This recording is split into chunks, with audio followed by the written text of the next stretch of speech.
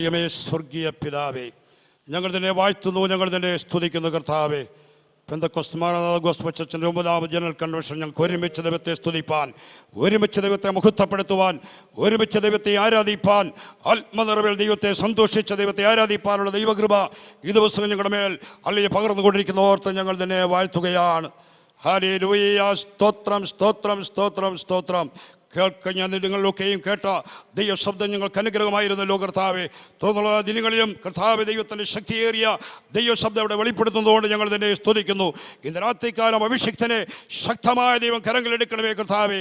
ക്രൂശിൻ്റെ മറവിൽ നിന്നുകൊണ്ട് ശക്തമായ ദൈവത്തിൻ്റെ വചനത്തിൻ്റെ ആഴങ്ങളെ അഭിഷേകത്തിന് നിറവിൽ സംസാരിപ്പാൻ, അഭിഷേകത്തിന് നിറവിൽ അല്ലെങ്കിൽ ദൂതറിയിപ്പാൻ അഭിഷേകത്തിനെ ശക്തമായി അവിടുന്ന് കരങ്ങളെടുക്കണമേ. കേട്ട് അനുസരിച്ച് അനുഗ്രഹം പ്രാപിച്ച ദേശത്ത് അല്ലെങ്കിൽ അങ്ങേക്ക് ഫലം കായ്ക്കുന്നവരായി 30, 60, 100 മേനി ഫലം പ്രകടിപ്പിക്കുന്നവരായി തീരുവാൻ ദൈവത്തിൻ്റെ മക്കളായ ഞങ്ങൾ എല്ലാവരെയും അവിടുന്ന് സഹായിക്കണമേ. സ്തോത്ര വഴിപാടിനെ അനുഗ്രഹിക്കണമേ. ധാരാളമായ പ്രതിഫലം നൽകണമേ. ദൈവത്തിന് സ്തോത്രം. സാമ്പത്തിക ബുദ്ധിമുട്ട് അനുഭവിക്കുന്ന എല്ലാ പ്രിയപ്പെട്ടവരെയും ദൈവം ശക്തമായി അനുഗ്രഹിച്ച് വിശാലമായ നിലയിലേക്ക് അവരെ ഉയർത്തി മാനിപ്പാൻ പ്രാർത്ഥിക്കുന്നു. കർത്താവിൻ്റെ വേലയിൽ വർദ്ധിച്ചു വരുവാൻ അവിടുന്ന് സഹായിക്കും. സർവ്വമഹത്വം തിരുമേനിയെടുക്കും യേശുവിൻ നാമത്തിൽ താൻ. നമുക്കായിട്ട് കർത്താവിൻ്റെ ദാസനെ ഇന്ന് രാത്രിയിൽ ഒരു ആലോചന ഏൽപ്പിച്ചിട്ടുണ്ട് എന്ന് വിശ്വസിക്കുന്നവർക്കായി ഞാൻ ദൈവത്തെ സ്തുതിക്കുകയാണ്. നാം വലിയ പ്രതീക്ഷയോടെ ഈ രാത്രിയിൽ ദൈവത്തിൻ്റെ പാദപീഠത്തിൽ ഇരിക്കുന്നുവെങ്കിൽ നിശ്ചയമായിട്ടും ദൈവത്തിൻ്റെ ആത്മാവ് നമ്മോട് സംസാരിക്കും. നമ്മുടെ ഉള്ളങ്ങളെ അറിയുന്ന ദൈവം, നമ്മുടെ സാഹചര്യം അറിയുന്ന ദൈവം, നമ്മുടെ ദേശത്തെ അറിയുന്ന ദൈവം, നമ്മുടെ സഭയെ, നമ്മുടെ കുടുംബത്തെ വ്യക്തിപരമായി നമ്മെ ഓരോരുത്തരെയും അറിയുന്ന ദൈവത്തിൻ്റെ സാന്നിധ്യം ഇന്ന് രാത്രികാലം എല്ലാ നിലകളിലും തുടർന്നുള്ള നിമിഷങ്ങളിൽ നാം അനുഭവിച്ചറിയുവാനിടയാകേണ്ടതിന് വളരെ പ്രാർത്ഥനയോടും പ്രതീക്ഷയോടും നമുക്ക് കർത്തൃപാദപീഠത്തിലായിരിക്കാം. തുടർന്നുള്ള സമയത്തെ വചന ശുശ്രൂഷയ്ക്കായിട്ട് കർത്താവിൻ്റെ വിലയേറിയ ഭക്തനെ ക്ഷണിച്ചുകൊള്ളുന്നു.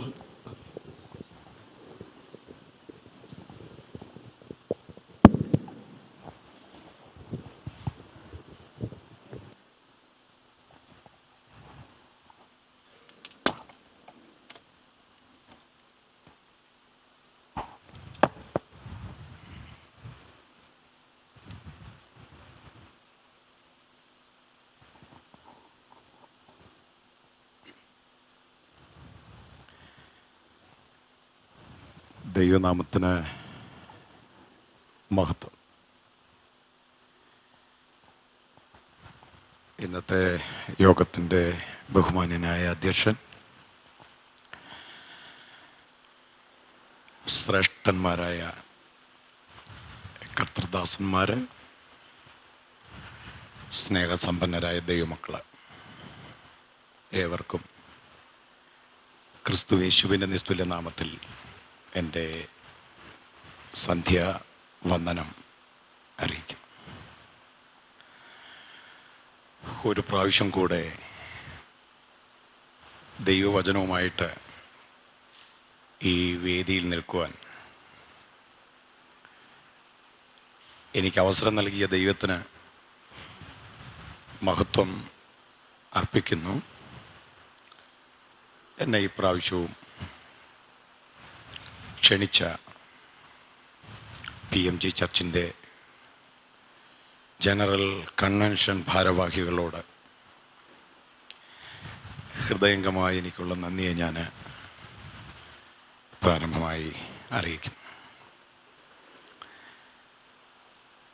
ചെറുതും വലുതുമായ പല യോഗങ്ങളിൽ ശുശ്രൂഷിക്കാനുള്ള അവസരം ഈ പട്ടണത്തിൽ ഈ പെന്തക്കോസ്റ്റൽ മാറാനാഥ ചർച്ച് എനിക്ക് തന്നിട്ടുണ്ട്.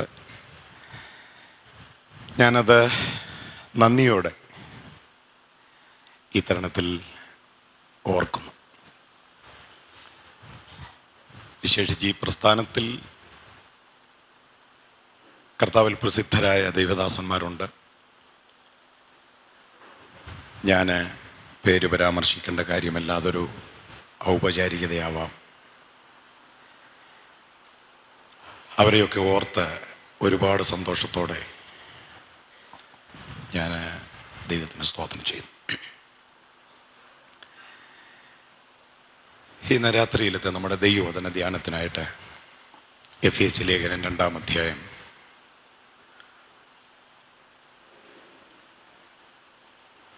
1 മുതൽ 5 വരെയുള്ള വാക്യങ്ങൾ.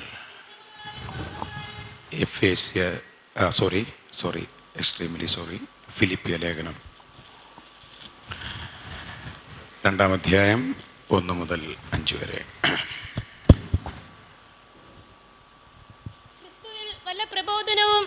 ക്രിസ്തുവിൽ വല്ല പ്രബോധനവും ഉണ്ടെങ്കിൽ, സ്നേഹത്തിന്റെ വല്ല ആശ്വാസവും ഉണ്ടെങ്കിൽ, ആത്മാവിന്റെ വല്ല കൂട്ടായ്മയും ഉണ്ടെങ്കിൽ, വല്ല ആർദ്രതയും മനസ്സിലും ഉണ്ടെങ്കിൽ, നിങ്ങൾ ഏക മനസ്സുള്ളവരായി ഏക സ്നേഹം പൂണ്ട് ഐക്യമത്യപ്പെട്ട് ഏകഭാവമുള്ളവരായി ഇങ്ങനെ എൻ്റെ സന്തോഷം പൂർണ്ണമാക്കുവിൻ. ഒരു വാക്ക് പ്രാർത്ഥിക്കേണ്ടതിനായി നമുക്ക് ദൈവസന്നിധിയിൽ തലകൾ വണക്കാം.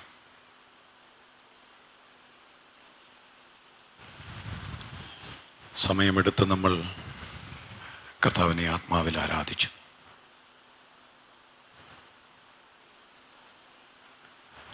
ഒരു പരിചയത്തിൽ അല്ലാതെ, പരിചയത്തിൽ നിന്നുള്ളതല്ലാതെ, ആത്മാവിൻ്റെ ഒരു പുതുക്കത്തിൽ എത്ര പേര് ഈ സന്ധ്യയിൽ ദൈവത്തെ ആരാധിച്ചു. ഒരു നിമിഷം എല്ലാവരും തങ്ങളുടെ ആധാരങ്ങളൊന്ന് ചലിപ്പിച്ച് നമ്മുടെ കർത്താവിന് മഹത്വം കൊടുത്താട്ടെ. ഹല്ലേലൂയ. നമ്മുടെ വാർഷിക പ്രോഗ്രാമായിട്ട് ഈ യോഗത്തെ കാണാതെ പരിശുദ്ധാത്മാവ് സംഘടിപ്പിച്ച ഒരാത്മയുദ്ധമായി ഇതിനെ കാണാൻ കൃപ ലഭിച്ച ദൈവമക്കൾ ഇതിനകത്തുണ്ടെങ്കിൽ, സംഭവ ബഹുലമായ ഒരു സംവത്സരത്തിൻ്റെ സമാപന ദിവസങ്ങൾ കാണുവാൻ, ഇത്രയും സൗഖ്യത്തോടെ ഈ സംവത്സരത്തിൻ്റെ അവസാന ദിവസങ്ങൾ കാണുവാൻ അവസരം നൽകിയ സർവശക്തന് അധരങ്ങൾ ചലിപ്പിച്ച് ഒരു നിമിഷം മഹത്വം കൊടുത്താട്ടെ. Hallelujah. Praise the lord, praise the lord, praise the lord. ഞങ്ങളുടെ ദൈവമേ, സ്വർഗസ്ഥ പിതാവേ, ഈ നല്ല രാത്രിക്കായിട്ട് സ്തോത്രം. വാഗ്ദത്തം പോലെ അങ്ങ് ഞങ്ങളുടെ നടുവിലുള്ളത് കൊണ്ട് ഞങ്ങൾ സന്തോഷിക്കുന്നു. സ്വർഗത്തിൽ എന്നേക്കും സ്ഥിരമാക്കപ്പെട്ടിരിക്കുന്ന ദൈവത്തിൻ്റെ വചനം ഞങ്ങൾക്ക് പൊരുൾ തിരിച്ചു തരണമേ. ഈ വചനത്തിൻ്റെ ചുറ്റാകെ ഇരിക്കുന്ന ഞങ്ങളെല്ലാവരും ഇന്നു രാത്രി വചനത്താൽ അനുഗ്രഹിക്കപ്പെടട്ടെ കർത്താവേ. ദൈവവചനത്തിൻ്റെ പ്രകാശനത്തെ തടയുന്ന ഒരിരുട്ടിൻ്റെ ശക്തിയുണ്ടെന്ന് എൻ്റെ വചനത്തിൽ ഞങ്ങൾ കാണുന്നുണ്ട്. ഇന്ന് രാത്രി ഞങ്ങൾ ഒരുമിച്ച് ചേർന്ന് ആ പോരിൻ്റെ മേൽ ജയം കൽപ്പിക്കുകയാണ്. ഈ ഓഡിറ്റോറിയത്തിന് ചുറ്റും അവിടുത്തെ ദൂതന്മാരുടെ കാവലുള്ളത് കൊണ്ട് ഞങ്ങൾ അങ്ങേക്ക് സ്തോത്രം ചെയ്യുന്നു. ഏകാഗ്രമായ ഹൃദയത്തോടെ പാദാന്തിക ഞങ്ങളെ ഇരുത്തണമേ, യേശുവിൻ നാമത്തിൽ തന്നെ. ആമേൻ. വളരെ പ്രാർത്ഥനയോടെ ഈ രാത്രി നമുക്ക് കർത്താവിൻ്റെ പാദപീഠത്തിലായിരിക്കാം. എനിക്ക് തോന്നുന്നു ഈ വാക്യം, നമ്മളിവിടെ വായിച്ച വാക്യം പ്രസംഗിക്കാത്ത ദൈവദാസന്മാരാരും ഇവിടെ ഉണ്ടാവില്ല. പ്രസംഗം കേൾക്കാത്തവരും ഉണ്ടാവില്ല. വേദപുസ്തകവുമായി സാമാന്യം അടുത്ത ബന്ധമുള്ള എല്ലാവർക്കും നല്ല പരിചയമുള്ള ഒരു ഭാഗമാണ് ഇന്ന് രാത്രി നമ്മളിവിടെ വായിച്ചത്. എൻ്റെ ശുശ്രൂഷ ജീവിതത്തിൽ ഈ വേദഭാഗങ്ങൾ ചെലുത്തിയ സ്വാധീനം ചെറുതല്ല. ഈ ദൈവവചനത്തിലെ മാർമിക സത്യങ്ങൾ ഒരു ക്രിസ്തു ഭക്തനെ സംബന്ധിച്ചിടത്തോളം ആത്മീയോത്തേജനപ്രദമാണ്.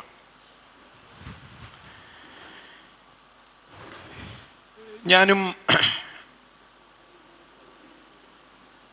ദൈവവചനം പഠിക്കാൻ തുടങ്ങിയിട്ടേ ഉള്ളൂ. അതാണ് സത്യം.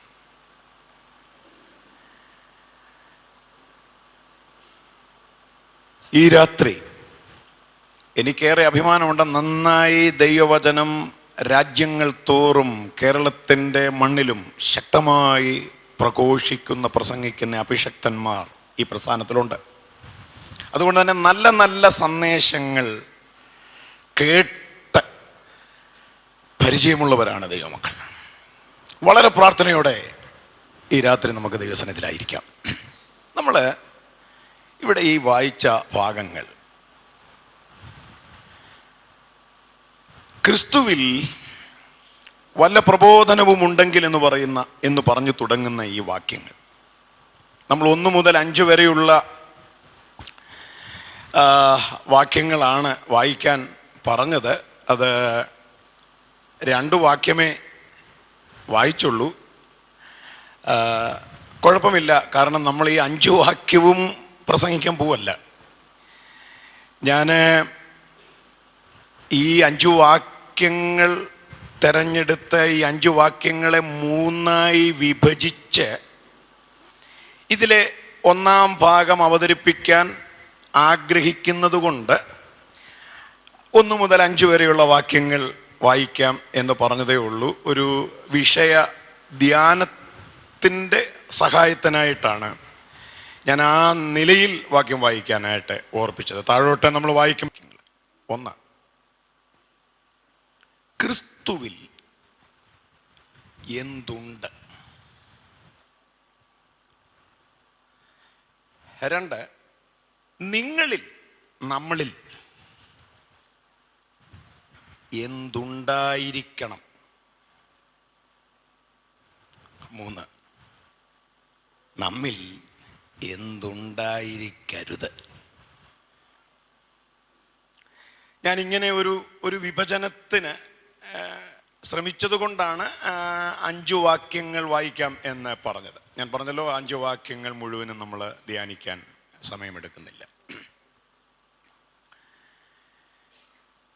ഒന്നുകൂടെ പറയാം, ക്രിസ്തുവിൽ എന്തുണ്ട്. നമ്മിൽ എന്തുണ്ടായിരിക്കണം. 3, നമ്മിൽ എന്തുണ്ടായിരിക്കരുത്. ഈ 1-ാം വാക്യം എനിക്ക് നിങ്ങൾ ശ്രദ്ധിച്ചു വായിച്ചാൽ നമ്മുടെ കർത്താവിന് ചേരുന്ന ഒരു ശൈലിയല്ല. ആ 1-ാം വാക്യം നിങ്ങൾ ശ്രദ്ധിച്ചാൽ, ക്രിസ്തുവിൽ പ്രബോധനം ഉണ്ടെങ്കിൽ, സ്നേഹത്തിൻ്റെ വല്ല ആശ്വാസവും ഉണ്ടെങ്കിൽ. നിങ്ങളതൊന്ന് ശ്രദ്ധിച്ചാൽ ഞാൻ പറഞ്ഞ ആ വാക്ക് തള്ളിക്കളയാൻ പറ്റത്തില്ല. നമ്മുടെ കർത്താവിന് ചേരുവോ അത്, ആ പ്രയോഗം ഉണ്ടെങ്കിൽ. നമ്മളൊരാളിനോട് പൈസ ചോദിക്കുമ്പോൾ ചിലർ ചോദിക്കും, പൈസ വല്ലതും ഉണ്ടെങ്കിൽ ഒരു 500 രൂപ, അങ്ങനെ ചോദിക്കുന്നുണ്ടോ? പൈസ വല്ലതും കാണുമോ, ഉണ്ടെങ്കിൽ ഒരു 500 രൂപ കിട്ടിയാൽ കൊള്ളായിരുന്നു. ശരിക്കും ആ ശൈലിയല്ലേ ഇവിടെ. ഉണ്ടെങ്കിൽ. എനിക്ക് 2-ാമത്തെ ഭാഗം പ്രബോധനം ഉണ്ടെങ്കിൽ എന്നുള്ള വാക്യം വായിച്ചപ്പോൾ എനിക്കത്ര ഞാൻ ശ്രദ്ധിച്ചില്ലത്. പക്ഷെ സ്നേഹത്തിൻ്റെ വല്ല ആശ്വാസവും അപ്പം ആ മലയാള പ്രയോഗത്തിന് 2 അർത്ഥമില്ലേ. ഉണ്ടെങ്കിൽ എന്ന് പറയുമ്പം ഉണ്ടാവാം, ഇല്ലാതെ ആവാം. അത് കർത്താവിന് ചേരുവോ? അവനിൽ സ്നേഹമുണ്ട്, അവനിൽ ആശ്വാസമുണ്ട്. അപ്പം പിന്നെ ഞാൻ പറഞ്ഞ ഉണ്ടെങ്കിൽ നിന്നുള്ള ആ പ്രയോഗം വിവർത്തനത്തിലെയോ പരിഭാഷയിലെയോ ഒരു ചെറിയ പോരായ്മയാണ്. ഇതുപോലെ നമ്മുടെ കർത്താവിന് ചേരുന്നതല്ല എന്ന് നമുക്ക് തോന്നുന്ന ചില പ്രയോഗങ്ങളുണ്ട്. ശരിക്കും പറഞ്ഞാൽ നമുക്ക് അത്ഭുതം തോന്നുന്ന കാര്യങ്ങൾ. ഈ യേശു ഒരിക്കൽ പുരുഷാരത്തിൽ തിരിഞ്ഞു ചോദിച്ചു, എൻ്റെ വസ്ത്രം തൊട്ടത് ആരാണ്? യേശുവിനറിയില്ലേ വസ്ത്രം തൊട്ടത് ആരാണ്? നിശ്ചയമായിട്ട് യേശുവിനറിയാം. അപ്പൊ തൊട്ടതാരാന്ന് ചോദിച്ച ആ ചോദ്യം യേശുവിന് ചേരുന്നതല്ലെന്നാണ് ഞാനീ പറഞ്ഞത്. അങ്ങനെയുള്ള വാക്യങ്ങൾ പുതിയ നിയമത്തിൽ കുറച്ച് കിടപ്പുണ്ട്. അത് വേദപുസ്തകത്തോട് അടുപ്പമുള്ള ദൈവമക്കൾ അത് ശ്രദ്ധിക്കുന്നത് നല്ലതാണ്. അതിനകത്ത് ആഴം കൂടുതലാണ്.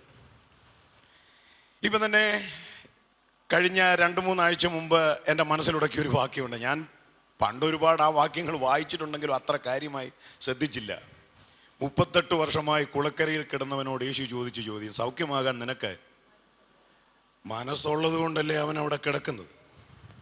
അവൻ തന്നെ പറയുന്നുണ്ട്, എന്നെ കുളത്തിലിറക്കാൻ എനിക്ക് ആരുമില്ല, ഞാൻ തനിയെ ചെല്ലുമ്പോൾ മറ്റൊരുത്തൻ എനിക്ക് മുമ്പേ. അപ്പം വയ്യാത്ത ഈ മനുഷ്യൻ തനിയെ ഇറങ്ങാൻ ശ്രമിക്കുന്നുണ്ട്.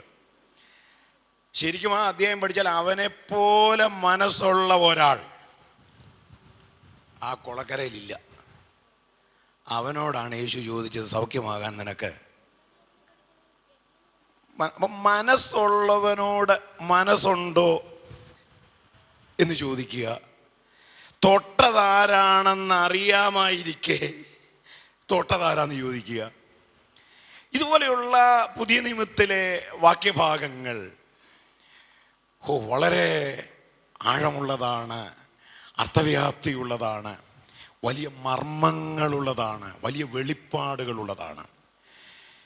അപ്പോൾ ഫിലിപ്പി ലേഖനം ഈ 2:1 നിങ്ങൾ ഈ ന്യൂ ഇൻ്റർനാഷണൽ വേർഷനിൽ NIV-യിൽ നിങ്ങൾ ഈ വാക്യം ശ്രദ്ധിച്ചാൽ, ഞാനത് NIV-യിലുള്ള വാക്യം, ബൈബിൾ ഞാൻ കൊണ്ടുവന്നിട്ടില്ല, NIV ആരുടെയെങ്കിലും ഉണ്ടെങ്കിൽ നിങ്ങൾക്ക് ഇപ്പം തന്നെ നോക്കാം.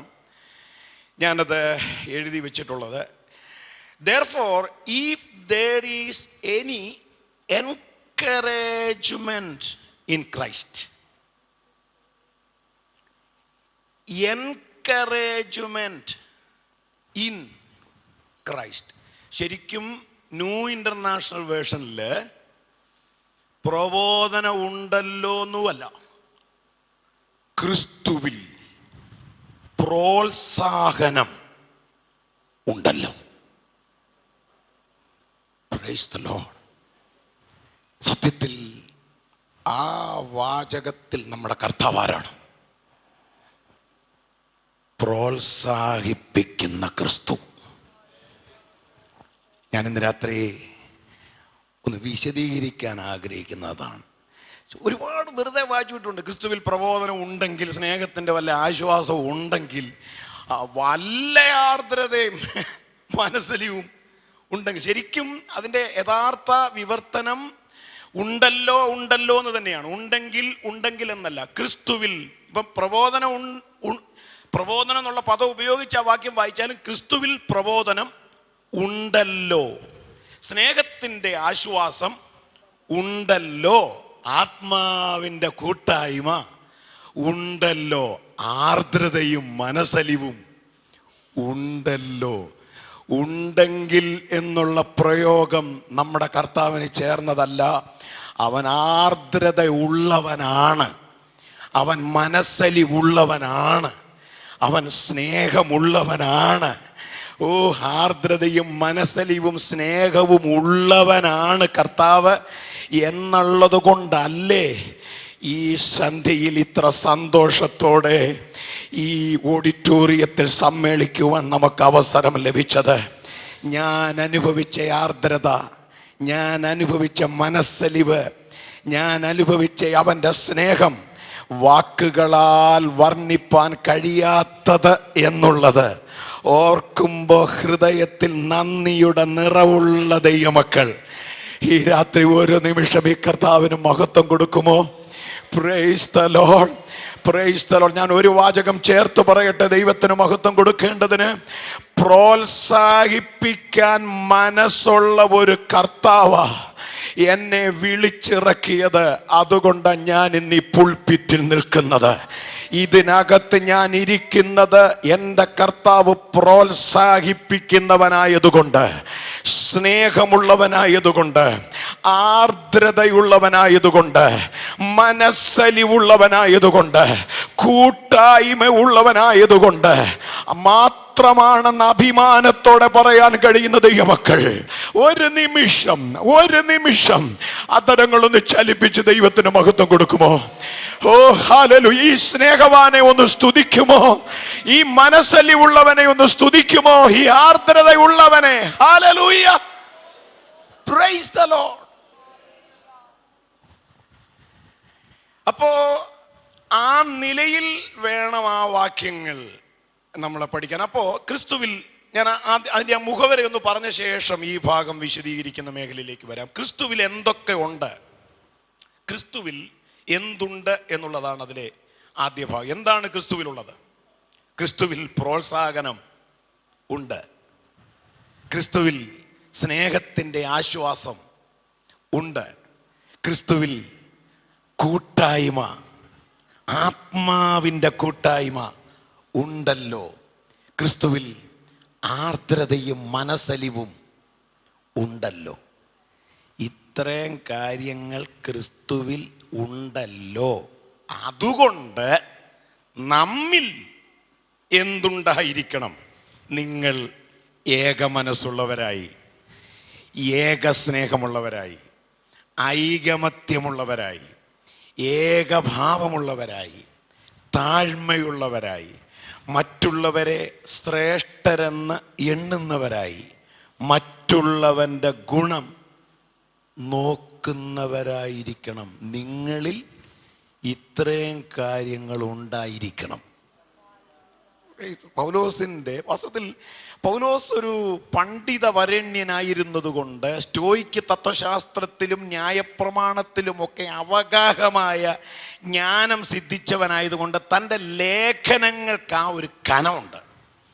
അവതരണമൊക്കെ ശ്രദ്ധിച്ചാൽ അത് പൗലോസ് തന്നെ പറയുന്നുണ്ട്, എൻ്റെ ശരീര സന്നിധി ബലഹീനമെങ്കിലും എൻ്റെ ലേഖനങ്ങൾ ഊറ്റവും കനവുമുള്ളവ. അപ്പം നിങ്ങളിൽ എന്തുണ്ടായിരിക്കണം? രണ്ട് കാര്യം ഉണ്ടായിരിക്കരുതെന്ന് ഫിലിപ്പിയർക്കുള്ള ലേഖനത്തിൽ പൗലോസ് പറയും. എന്തൊക്കെയാണ് ഉണ്ടായിരിക്കരുതെന്ന് പറഞ്ഞത്? ശാഠ്യവും ദുരഭിമാനവും നിങ്ങളിൽ ഉണ്ടായിരിക്കരുത്. ഇങ്ങനെയാണ് ഈ 5 വാക്യങ്ങളെ നമുക്ക് 3ആയി തിരിക്കാൻ കഴിയുന്നു. 1, ക്രിസ്തുവിൽ എന്തുണ്ട്. 2, നിങ്ങളിൽ എന്തുണ്ടായിരിക്കണം. 3, നിങ്ങളിൽ എന്ത് ഉണ്ടായിരിക്കരുത്. ഇതിൻ്റെ 1ാമത്തെ വാക്യമാണ് ഇന്ന് രാത്രി നമ്മളൊരല്പം വിശദീകരിക്കാൻ ആഗ്രഹിക്കുന്നത്. ക്രിസ്തുവിൽ പ്രോത്സാഹനം ഉണ്ടല്ലോ. നമുക്ക് ഈ പദം വളരെ പരിചയമാണ്. പ്രോത്സാഹിപ്പിക്കുക. നമ്മുടെ ചർച്ചിൽ തന്നെ നമ്മുടെയൊക്കെ കർത്താവിൻ്റെ ദാസന്മാർ നമ്മൾ പലരെയും പ്രോത്സാഹിപ്പിക്കാറുണ്ട് അല്ലേ? വലിയ ഭംഗിയോടെ പാടിയില്ലെങ്കിലും ഒരു സിംഗിൾ സോങ് പാടിക്കഴിഞ്ഞാൽ ക്രിസ്തുവിൻ്റെ മനസ്സുള്ള ഒരു വിശ്വാസി, ഒരു ദൈവദാസൻ ആ സഭയിലുണ്ടെങ്കിൽ മീറ്റിംഗ് ഒക്കെ കഴിയുമ്പോൾ ആ പാട്ട് പാടിയ ആളിനെ കണ്ടിട്ട് പറയും, നന്നായിരുന്നു കേട്ടോ, പാട്ടിടയ്ക്കൊക്കെ തെറ്റിയെന്നുള്ളത് സത്യമാണ്, കേട്ടവർക്കൊക്കെ മനസ്സിലായി പാട്ടിന് ഒരു അഭംഗി ഉണ്ടായിരുന്നു, പിച്ചില്ലായിരുന്നു, പിച്ചും പേയുമായിരുന്നു.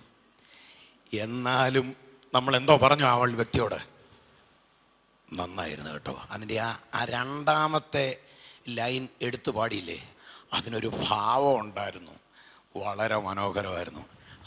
അടുത്ത തവണ കുറെ കൂടെ നന്നായി പാടാൻ ആ വ്യക്തിയെ പ്രോത്സാഹിപ്പിക്കും അല്ലേ, ഉത്സാഹിപ്പിക്കും. പ്രോത്സാഹനം എന്ന് പറഞ്ഞാൽ എന്താണെന്ന് ഞാൻ വിശദീകരിക്കേണ്ട കാര്യമൊന്നുമില്ല. ഞാൻ ഇന്ന് വൈകുന്നേരം ഇവിടെ റൂമിൽ വന്ന ശേഷവും ഒരല്പനേരം ഈ ദൈവവചനം ധ്യാനിച്ചപ്പോൾ ഞാൻ എൻ്റെ കർത്താവിന് മഹത്വം കൊടുത്തു. എന്നെ വിളിച്ചിറക്കിയ കർത്താവ് പ്രോത്സാഹിപ്പിക്കുന്നവനല്ലായിരുന്നെങ്കിൽ ഞാൻ ഒരിക്കലും ഇവിടം വരെ വരില്ല. ഒരിക്കലും ഞാൻ ഇവിടം വരെ വരില്ല. Price the Lord. കണ്ണൂർ ജില്ലയിലെ ഒരു രാഷ്ട്രീയ പ്രവർത്തകൻ്റെ മകനായി ജനിച്ചു വളർന്ന ഞാൻ PDCക്ക് പഠിക്കുമ്പോഴും ഒരല്പം രാഷ്ട്രീയവുമൊക്കെ ആയിട്ട് നടന്നതുകൊണ്ട് പഠനം പൂർത്തീകരിച്ചില്ല. കണ്ണൂരിൻ്റെ അക്രമ രാഷ്ട്രീയ മേഖലയിൽ മെല്ലെ ചുവട് വെച്ച് തുടങ്ങിയ എന്നെ എൻ്റെ കർത്താവ് ഉന്നത വിളി കൊണ്ട് വിളിച്ചു. ഓ പ്രൈസ് ദി ലോർഡ്. ഞാൻ ബാക്കിയെല്ലാം വിടട്ടെ. അവൻ, ഞാൻ പ്രസംഗിക്കുന്ന കർത്താവ്, എൻ്റെ വീണ്ടെടുപ്പുകാരൻ പ്രോത്സാഹിപ്പിക്കുന്നവനായതുകൊണ്ട് മാത്രമാണ് ഇന്ന് രാത്രി ഞാനിവിടെ നിൽക്കുന്നത്. ഇതിനകത്തിരിക്കുന്ന എല്ലാവരും അതോർത്ത് കർത്താവിനെ സ്തുതിക്കാൻ കടപ്പെട്ടവരാണ്. നമ്മുടെ കർത്താവ് പ്രോത്സാഹിപ്പിക്കുന്നവനാണ്. അപ്പോൾ NIV new international version Bible, English Bible വീട്ടിലുള്ളവർക്ക് ഞാൻ ഈ പറയുന്ന കാര്യങ്ങൾ എന്തെങ്കിലും സംശയമുണ്ടെങ്കിൽ അതിൻ്റെ 2 ഫിലിപ്പ് ലേഖനം 2-ാം അധ്യായം 1-ാം വാക്യം വീട്ടിൽ ചെന്ന് ശ്രദ്ധിക്കാവുന്നതാണ്. ക്രിസ്തുവിൽ, എൻകറേജ്മെൻറ്റ് ഇൻ ക്രൈസ്റ്റ്, ക്രിസ്തുവിൽ പ്രബോധനം ഉണ്ടല്ലോ എന്നല്ല, ക്രിസ്തുവിൽ പ്രോത്സാഹനമുണ്ടല്ലോ. ഞാനൊരു ദൂത് പറഞ്ഞ് ഇതിൻ്റെ വിശദീകരണത്തിലേക്ക് കടക്കട്ടെ. ഇന്ന് രാത്രി കുശവൻ്റെ കയ്യിലിരിക്കെ, പുറത്തിരിക്കല്ല, കുശവൻ്റെ കയ്യിൽ ഇരിക്കെ ചീത്തയായിപ്പോയ പാത്രത്തെ കുശവന് ബോധിച്ചതുപോലെ, എന്ന് പറഞ്ഞാൽ ചീത്തയായിപ്പോയ പാത്രത്തെ കളഞ്ഞില്ല, മാറ്റിവെച്ചിട്ട് വേറെ കുറച്ച് മണ്ണ് കുഴച്ച് വേറൊരു പാത്രമുണ്ടാക്കാൻ കുശവൻ ശ്രമിച്ചില്ല. ഏത് പാത്രമാണോ കുശവൻ്റെ കയ്യിലിരിക്കുമ്പോൾ ചീത്തയായി പോയത്, നിങ്ങൾ ആ ഭാഗമൊക്കെ ധ്യാനിച്ചാൽ അതിനകത്തെ ദൂത് എന്താണെന്ന് നിങ്ങൾക്ക് അർത്ഥം മനസ്സിലാവും. മാർക്കറ്റിൽ പോയപ്പോഴോ ജോലി സ്ഥലത്തിരുന്നപ്പോഴോ യാത്ര ചെയ്തപ്പോഴോ അല്ല ചീത്തയായി പോയത്, കുശവൻ്റെ കയ്യിൽ ഇരിക്കുമ്പോൾ തന്നെ. എന്നാൽ അതിനെ കളയാതെ കുശവന് ബോധിച്ച ഒരു നല്ല പാത്രമാക്കി തീർത്തു എന്ന് യിരെമ്യാ പ്രവചനത്തിൽ പ്രവാചകൻ വിളിച്ചു പറഞ്ഞതുപോലെ, ഇന്ന് രാത്രി കർത്താവ് ചിലരെ പണിയാൻ പോകുന്നു. കർത്താവ് ചിലരെ പ്രോത്സാഹിപ്പിക്കാൻ പോകുന്നു. നിന്നെ അവന് ബോധിച്ച ഒരു മാനപാത്രമാക്കി രൂപപ്പെടുത്താൻ പോകുന്നു. അത് വിശ്വസിക്കാൻ കഴിയുന്ന ഹൃദയങ്ങൾ ഇതിനകത്തുണ്ടോ? പ്രോത്സാഹിപ്പിക്കുന്ന കർത്താവ് മെനയുന്ന ഭുജവുമായി ഇന്ന് രാത്രി ഓഡിറ്റോറിയത്തിൽ ഇറങ്ങി നിൽക്കുന്നു.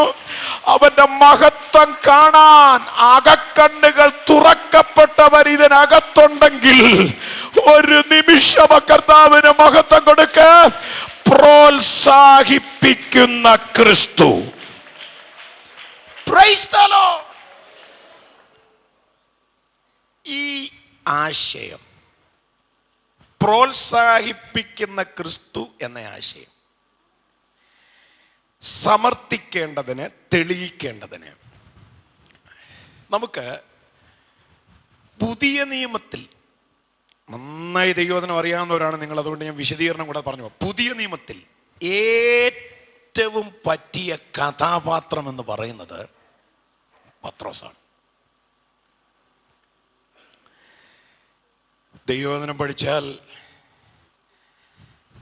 ശിഷ്യന്മാരിൽ ഏറ്റവും കൂടുതൽ പരിഗണന ലഭിച്ചിട്ടുള്ളത് പത്രോസിനാണ്, അല്ലേ? ഏറ്റവും കൂടുതൽ പരിഗണന. പത്രോസാണ് ടീമിൻ്റെ കൺവീനർ എന്ന് പറഞ്ഞാൽ പന്തിരുവരിൽ പ്രധാനിയായ പത്രോസ് എന്നാണ്. ഇത് പത്രോസ് ആരെയും കണ്ട് സമ്പാദിച്ചതല്ല. ഇന്നൊരാൾ പ്രധാനിയാകണമെങ്കിൽ ഒരു അണ്ടർഗ്രൗണ്ട് വർക്ക് നേരത്തെ നടത്തണം. എന്നാൽ പോലും ചിലർക്ക് ആകാൻ പറ്റുന്നില്ല. പൈസയുടെ ചെലവ്, യാത്രാ ചെലവ്, കഷ്ടപ്പാട്, കൃത്യമായി ആ സ്ഥാനത്തേക്ക് പലരും വരുന്നില്ല. പക്ഷെ കർത്താവിന് മനസ്സലിവ് തോന്നി കൊടുത്ത പൊസിഷനാ ഈ പ്രധാനി എന്നുള്ള സ്ഥാനം. അത് തന്നെ ദൈവത്തിന് മഹത്വം കൊടുക്കാനുള്ള ഒരു ദൂത. ദൈവമാക്കാതെ നമ്മളൊന്നും ആകാൻ ശ്രമിക്കരുത്. Price the Lord. ദൈവമാക്കി വെക്കുന്നതും നമ്മൾ സ്വയമാകുന്നതും രണ്ടാണ്. ആത്മാവിനാൽ നയിക്കപ്പെടുന്നവൻ സ്വയം ഒന്നുമാകാൻ അധ്വാനിക്കില്ല. ദൈവത്തിൻ്റെ കൈവപ്പിനായി അവൻ കാത്തിരിക്കും. അപ്പൊ പന്തിരുവരിൽ പ്രധാനി എന്ന പദവി. ഇനി ശിഷ്യന്മാരിൽ ആർക്കും ലഭിക്കാത്ത കരുണ പത്രോസിന് ലഭിച്ചത് നമുക്കറിയാം. 11 പേരും പടകിലിരിക്കുമ്പോൾ പത്രോസിനൊരാഗ്രഹം, വെള്ളത്തിൽ കൂടെ നടക്കണം. പത്രോസ് വെള്ളത്തിൽ കൂടെ നടന്നു. പത്രോസ് കാറ്റ് കണ്ട് പേടിച്ച് മുങ്ങിത്തുടങ്ങുകയാലെന്ന് എഴുതിയേക്കുന്നു. അപ്പോൾ എൻ്റെ കർത്താവ് കൈ നീട്ടി പിടിച്ച് ഉയർത്തി. അത് പിൽക്കാലത്തോർത്ത താൻ ലേഖനം എഴുതി വരുമ്പം പറഞ്ഞത്, അവൻ തക്ക സമയത്ത് നിങ്ങളെ ഉയർത്തുന്നതാകയാൽ എന്ന് പറഞ്ഞാൽ നീ വെള്ളം കുടിക്കുന്നതിന് മുമ്പേ അവൻ നിന്നെ ഉയർത്തും. അതാ പത്രോസ് പറഞ്ഞ തക്ക സമയം എന്നുള്ളതാണ് എൻ്റെ കണ്ടെത്തൽ. ഉയർത്തുന്നതാകയാൽ അവൻ്റെ ബലമുള്ള കൈക്കീഴ് തണിർപ്പി. ഇനി സഹപ്രവർത്തകരുടെ മനോഭാവം നിങ്ങൾക്കറിയാവുന്നതാണ്. ഈ പത്രോസ് കാറ്റ് കണ്ടു പേടിച്ചാണ് വെള്ളത്തിൽ താഴുന്നതെന്ന് തൊട്ടു പുറകിൽ പടകിലിരിക്കുന്നവർക്കറിയാം. പക്ഷെ അവരാരും കൈനീട്ടിയെന്ന് എഴുതിയിട്ടില്ല. കൈനീട്ടിയെന്നും എഴുതിയിട്ടില്ല. അവരാരും ഒച്ച വെച്ചതായിട്ട്, ശബ്ദം ഉണ്ടാക്കിയതായിട്ട് എഴുതിയിട്ടില്ല. അവിടെ വാ തുറന്നത് പത്രോസ് മാത്രമാണ്. കർത്താവേ, എന്നെ രക്ഷിക്കണമേ എന്ന് നിലവിളിച്ചു. അങ്ങനെയാണെങ്കിൽ സഹപ്രവർത്തകരെന്താ കൈ നീട്ടാഞ്ഞത്? സഹപ്രവർത്തകരെന്താ വാ തുറക്കാഞ്ഞത്? ഞങ്ങൾ 10-11 പേര് ഈ പടകിൽ ശാന്തമായിട്ടിരിക്കുമ്പോൾ ഞങ്ങൾക്കാർക്കുമില്ലാത്ത ഒരു പ്രൊജക്റ്റ് അവൻ കൊണ്ടുവന്നത് ശരിയാണോ? ആരും ആമേൻ പറഞ്ഞില്ല. ഞാൻ പറഞ്ഞ ആശയം മനസ്സിലായോ? എനിക്ക് മനസ്സിലാകാത്തൊരു കാര്യം, ഇതൊക്കെ ആത്മീയ ഗോളത്തിൽ എങ്ങനെ കയറിപ്പറ്റി? എനിക്ക് ചെയ്യാൻ പറ്റാത്ത ഒരു കാര്യം എൻ്റെ കൂട്ടു സഹോദരൻ എൻ്റെ മുന്നേ നിന്ന് ചെയ്യുമ്പോൾ ഞാനൊരു ആമേനെങ്കിലും പറയണ്ടേ? സ്തോത്രം. ഇപ്പോ ദാവീദിന്റെ സഞ്ചിയിൽ 5 കല്ലും മിനുസമുള്ള കല്ല, 5 കല്ലും എറിയാൻ പറ്റിയ കല്ല. ആ കല്ലുകളിൽ ഒന്നിനും ന്യൂനതയില്ലെന്ന് ഓർക്കണം. 5 കല്ലും. പക്ഷെ 5 കല്ലും കൂടെ കവണയെ വെക്കാൻ പറ്റത്തില്ല ഒരുമിച്ച്.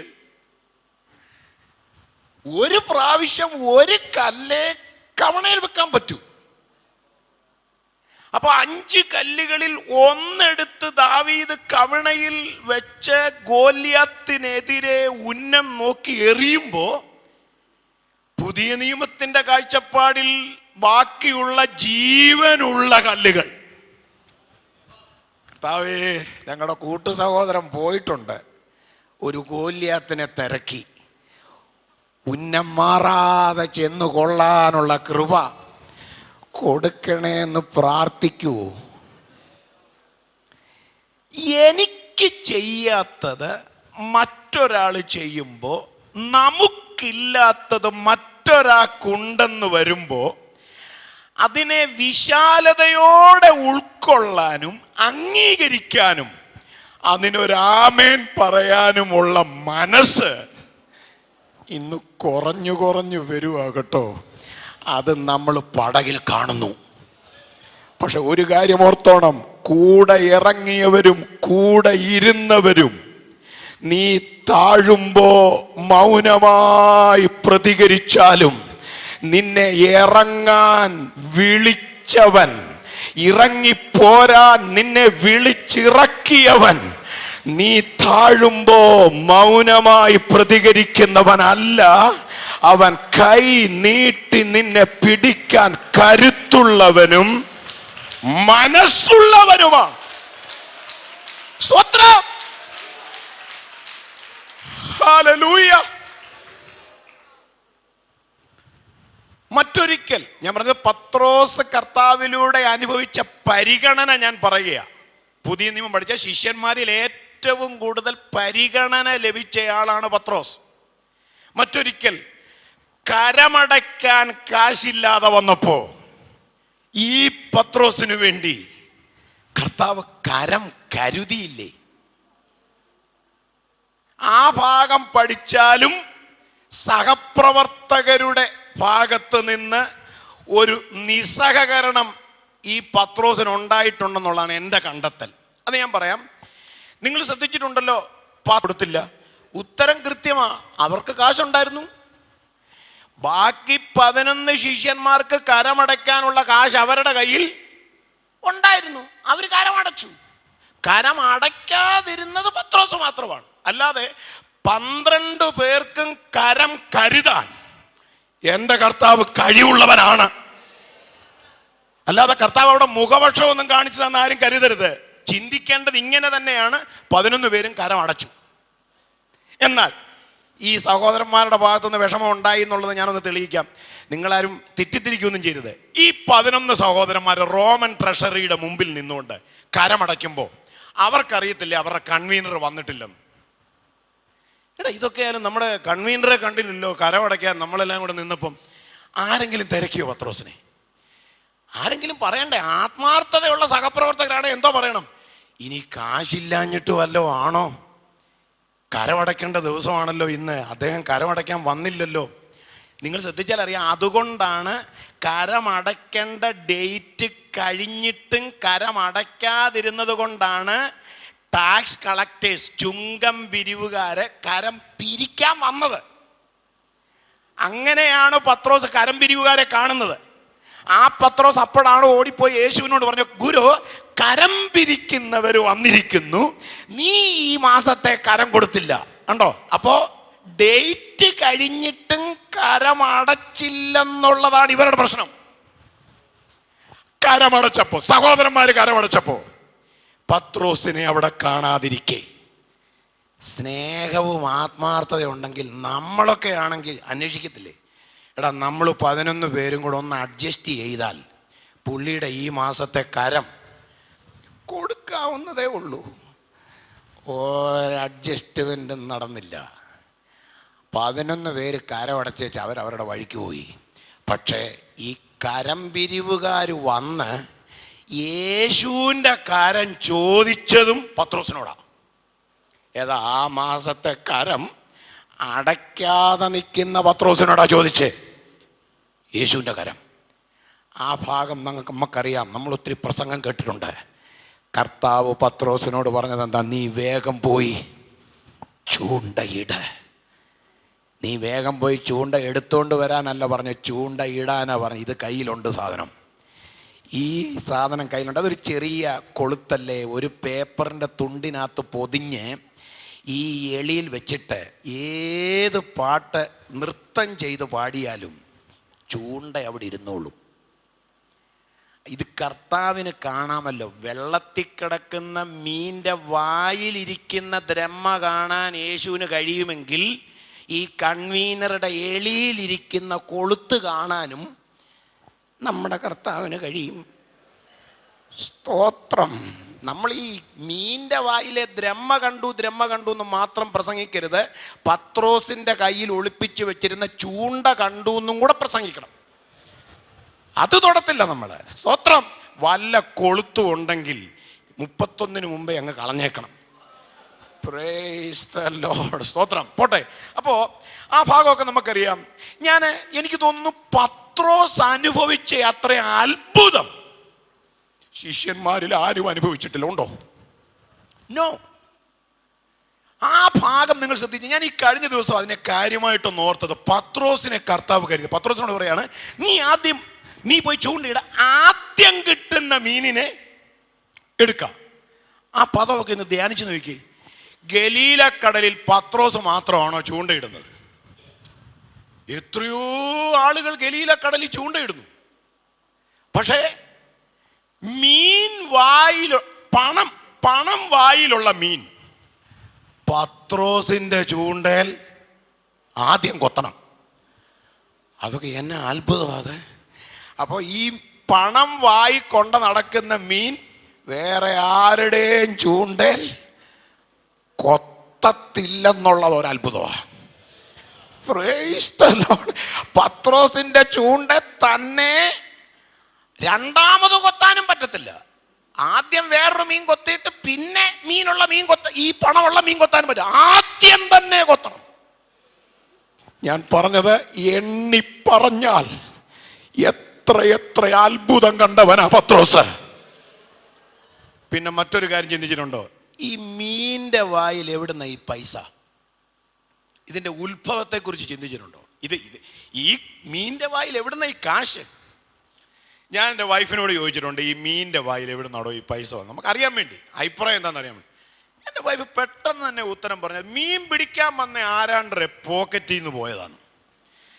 അല്ല, ഞാൻ ചോദിക്കട്ടെ, നമുക്കും ഇതല്ലാതൊരു ഉത്തരവുണ്ടോ? ഈ പൈസ എങ്ങനെ മീൻ്റെ വായി വന്നു? മീൻ്റെ വായിൽ ചതുർദ്രഹ്മ പണം വരണമെങ്കിൽ ഈ പണം എവിടുന്ന് വന്നു? ആരെങ്കിലും കയ്യിൽ നിന്ന് പോയതാണെന്ന് നമ്മൾ ചിന്തിച്ചാൽ നമുക്കത് പ്രസംഗിക്കാൻ പറ്റുമോ? വല്ലവരുടെയും കയ്യിൽ നിന്ന് കാണാതെ പോയ കാശെടുത്താണോ യേശുവും പത്രോസും കരമടയ്ക്കുന്നത്? അത് നമ്മുടെ കർത്താവിൻ്റെ മാന്യതയ്ക്ക് ചേരുന്നതാണ്. യേശു തന്നെ പറഞ്ഞത്, കൈസർക്കുള്ളത് കൈസർക്കും ദൈവത്തിനുള്ളത് ദൈവത്തിനും. ഒരുത്തൻ്റെ എടുത്ത് വേറൊരുത്തനും കൊടുക്കരുത്. തന്നെയല്ല, കളഞ്ഞു പോയവൻ അന്ന് മുതലേ ഒരു പക്ഷേ പിരാഗി നടക്കുക ഈ പൈസ പോയവൻ. അപ്പം ആ മറ്റൊരുത്തൻ്റെ കളഞ്ഞുപോയ പൈസയാണ് ഈ പൈസ എന്ന് നമുക്ക് പറയാൻ പറ്റുമോ? നമുക്ക് പ്രസംഗിക്കാൻ വകുപ്പുണ്ടോയെന്നാണ് നമ്മൾ ഈ നോക്കിയത്, ഈ ഭാഗം ധ്യാനിച്ച്. ഇതിനകത്ത് വല്ല ദൂതുണ്ടോന്ന്? ഒരു ദൂതുമില്ല. സ്തോത്രം. പിന്നെ ആവേശം കൊണ്ടാണോ ഈ തലമുറയിൽ ആളുകളെ ഇളക്കണമെന്ന് ഉദ്ദേശിച്ചാണോ എന്നറിയത്തില്ല. ഞാൻ വേറൊരു കാര്യം ചിന്തിച്ചു. യേശു സൃഷ്ടിച്ചതാണെന്ന് പറഞ്ഞാൽ ചിലപ്പോൾ ആളുകൾ പെട്ടെന്ന് അല്ലേലിയ പറയും, അല്ലേ? പക്ഷേ അത് പറയാൻ പറ്റത്തില്ല വേദിയിൽ. യേശു റോമൻ കൈസറുടെ പടമുള്ള കോയിൻ യേശു സൃഷ്ടിച്ചെന്ന് പറയുമ്പോൾ അത് കള്ളപ്പണമല്ലേ? ഓത്രം. റോമാ ഗവൺമെന്റിന്റെ മുമ്പിൽ കർത്താവ് പിടിക്കപ്പെടും. കാരണം അതേ റോമൻ കൈസറുടെ അതേ അച്ചുള്ള പൈസയാ കർത്താവ് സൃഷ്ടിക്കുന്നത്. ഇനി ഞാൻ ചോദിക്കുക, പിന്നെ എവിടുന്ന ഈ കാശ്? സ്തോത്രം. എവിടുന്നാണ് ഈ പൈസ? എനിക്കും അറിയത്തില്ല. ഇതെവിടുന്നാന്ന് അല്ല, അതിനെക്കുറിച്ച് ചിന്തിക്കാതിരിക്കുന്ന നല്ലത്. ഇതെവിടുന്നാന്ന് ആർക്കും അറിയില്ല. പക്ഷേ ഒരു നാടൻ ഉപദേശി, ഒരു സാധാരണ ഉപദേശി എന്നുള്ള നിലയിൽ ഞാൻ ഇങ്ങോട്ട് വന്നപ്പോൾ എന്നെ ഒരു ദൈവദാസൻ, ഒരു പ്രസിദ്ധനായ ദൈവദാസൻ വിളിച്ചു. ഞാൻ പറഞ്ഞു, ഇങ്ങനെ PMG ചർച്ചിൻ്റെ കൺവെൻഷന് പോവാം. അപ്പം ഞാൻ അദ്ദേഹത്തോട്, ഞാൻ മുഖസ്തുതിയായിട്ട് പറയുമല്ലോ, ഞാൻ അദ്ദേഹത്തോട് പറഞ്ഞൊരു കാര്യമുണ്ട്. നിങ്ങളൊക്കെ എന്തെങ്കിലും പദവികളുള്ളവരായി ഈ മണ്ഡലത്തിൽ, ഒരു പദവിയില്ലാതെ ഒരു ലോക്കൽ സഭയുടെ ചാർജോ മാത്രമുള്ള ഒരു ഉപദേശിയാണ് ഞാൻ. ഒരു പദവിയില്ലാത്ത എന്നെ ദൈവവചനം പ്രസംഗിക്കാൻ അവിടെ ഇവിടെയൊക്കെ വിളിക്കുമ്പോൾ എനിക്ക് എൻ്റെ കർത്താവിനോട് ഒരുപാട് നന്ദിയാണുള്ളത്. ഞാൻ ആ സ്നേഹം കൊണ്ട് പറഞ്ഞു പോയതാ പ്രിയപ്പെട്ടവരെ. പോട്ടെ, ഞാൻ ആ ഭാഗം വിടുന്നു. അപ്പോ സൃഷ്ടിച്ചതാണെന്ന് പറയാൻ പറ്റില്ല, കളഞ്ഞു പോയതാണെന്ന് പറയാൻ പറ്റില്ല. ഒരു സാധാരണ ഉപദേശി എന്നുള്ള നിലയിൽ ഞാൻ അതിനൊരു ഉത്തരം കണ്ടെത്തിയത് ഞാൻ പറയാം. കർത്താവിൻ്റെ വിളി കേട്ട് അവൻ്റെ പിന്നാലെ ഇറങ്ങിയത് പരമാർത്ഥതയോടെ ആണെങ്കിൽ നിനക്ക് വേണ്ടി അവൻ കരുതിയിട്ടുള്ളത് ഒരു കണ്ണ് കണ്ടിട്ടില്ല, ഒരു ചെവി കേട്ടിട്ടില്ല, ആരുടെയും ഹൃദയത്തിൽ തോന്നിയിട്ടില്ല.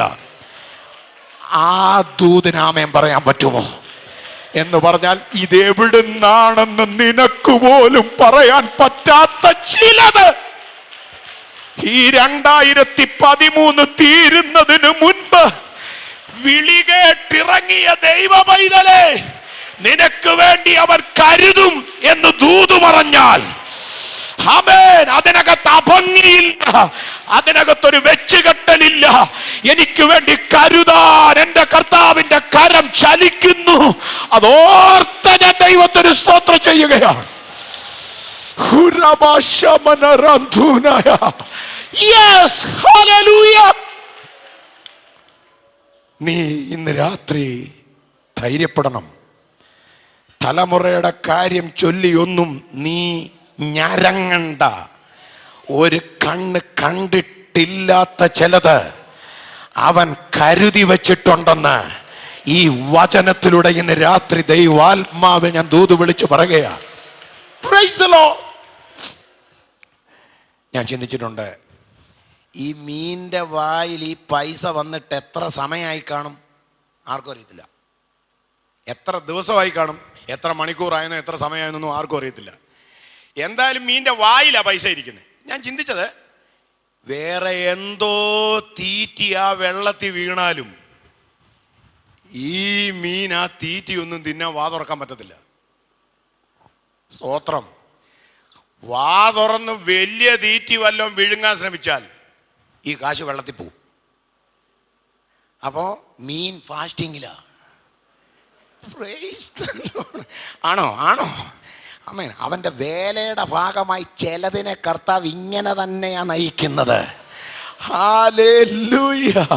നിന്നെ ദൈവം കരുതാൻ തീരുമാനിച്ചാലുണ്ടല്ലോ, നിന്നെ ദൈവം മാനിക്കാൻ തീരുമാനിച്ചാൽ അവൻ്റെ കരം ഏതൊക്കെ മേഖലകളിൽ ചലിക്കുന്നുണ്ടെന്നുള്ളത് ഇന്ന് രാത്രി വചനത്തിലൂടെ ഓർക്കണം. ആമേൻ. ഞാൻ അങ്ങനെ ചിന്തിച്ചപ്പോൾ എൻ്റെ മനസ്സിൽ വന്ന ചിന്ത എന്നറിയോ? കർത്താവ് നമുക്ക് വേണ്ടി കരുതിയിരിക്കുന്നത് വെള്ളത്തിൽ പോകാൻ അവൻ സമ്മതിക്കത്തില്ല. കാരണം സങ്കീർത്തനത്തിൽ ഒരു വാക്യമുണ്ട്, നീ എനിക്കുള്ള ഓഹരിയെ പാലിക്കുന്നു.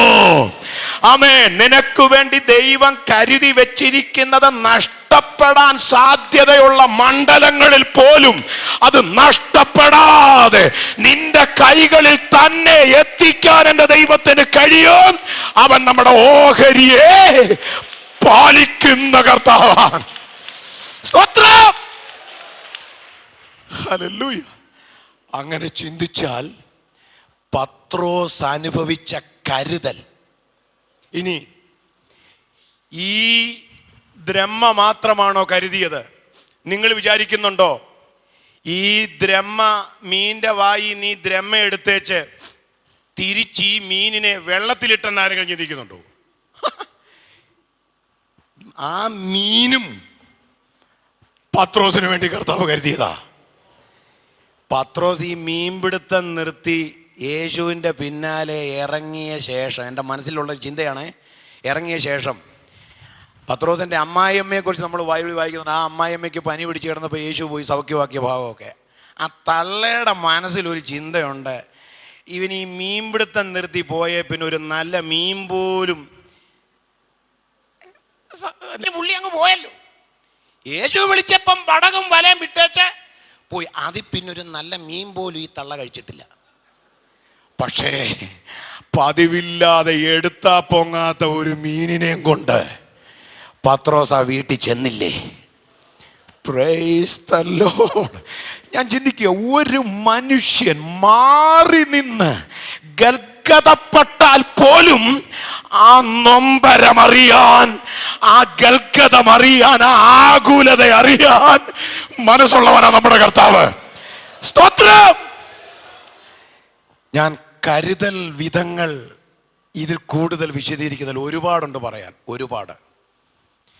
പത്രോസ് അനുഭവിച്ചതുപോലെ പരിഗണന, സ്നേഹം, കരുതൽ ശിഷ്യന്മാരിൽ ആരനുഭവിച്ചു? ഇനി വേണം നമ്മൾ ചിന്തിക്കുന്ന ആശയം ചേർത്ത് ദൈവമക്കൾ എന്നോടൊപ്പം വരാൻ. ഈ പത്രോസ് ഇതുപോലെ കർത്താവിൽ നിന്ന് കരുതൽ അനുഭവിച്ച പത്രോസ് മഹാപുരോഹിതന്റെ അരമനയുടെ മുറ്റത്ത് ചേവകർ തീ കത്തിച്ച് തണുപ്പ് മാറ്റാൻ തീ കാഞ്ഞുകൊണ്ടിരുന്നപ്പോ അവരുടെ ഇടയിലിരുന്നുകൊണ്ട് ആവർത്തിച്ചാവർത്തിച്ചു പറഞ്ഞു, എനിക്കറിയില്ല അവനെ.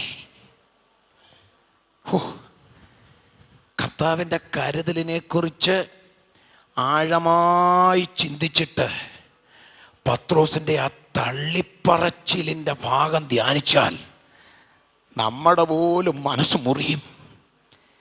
അവിടെ എഴുതിയിരിക്കുന്നത് യേശുവിനെ അറിയില്ലെന്ന് അവൻ പ്രാകുവാനും ആണയിടാനും തുടങ്ങി. ആമേൻ. ഈ ഭാഗം നിങ്ങൾ ശ്രദ്ധിക്കണം.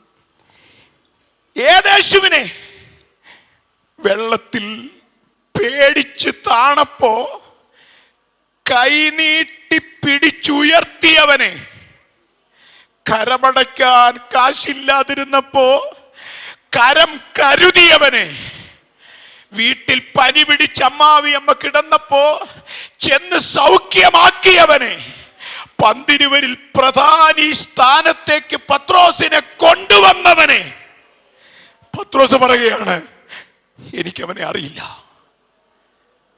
പ്രാകുവാനും ആണയിടുവാനും തുടങ്ങി. ശ്രദ്ധിച്ചു കേൾക്കണം ദൈവമക്കൾ. ഇന്നത്തെ ട്രെൻഡ് അനുസരിച്ച് പരസ്യ സ്ഥലത്ത് നിന്നോ ഇരുന്നോ ഒരു ശിഷ്യൻ ഇങ്ങനെ പ്രാകുകയും ആണയിടുകയും ചെയ്താൽ അവരോടുള്ള സഭയുടെ സമീപനം എന്തായിരിക്കും? അവരോടുള്ള ശുശ്രൂഷകന്റെ സമീപനം എന്തായിരിക്കും? ഇവിടെയാണ് എന്നെ തകർത്ത ചിന്ത ഞാൻ പറയാൻ പോകുന്നത്.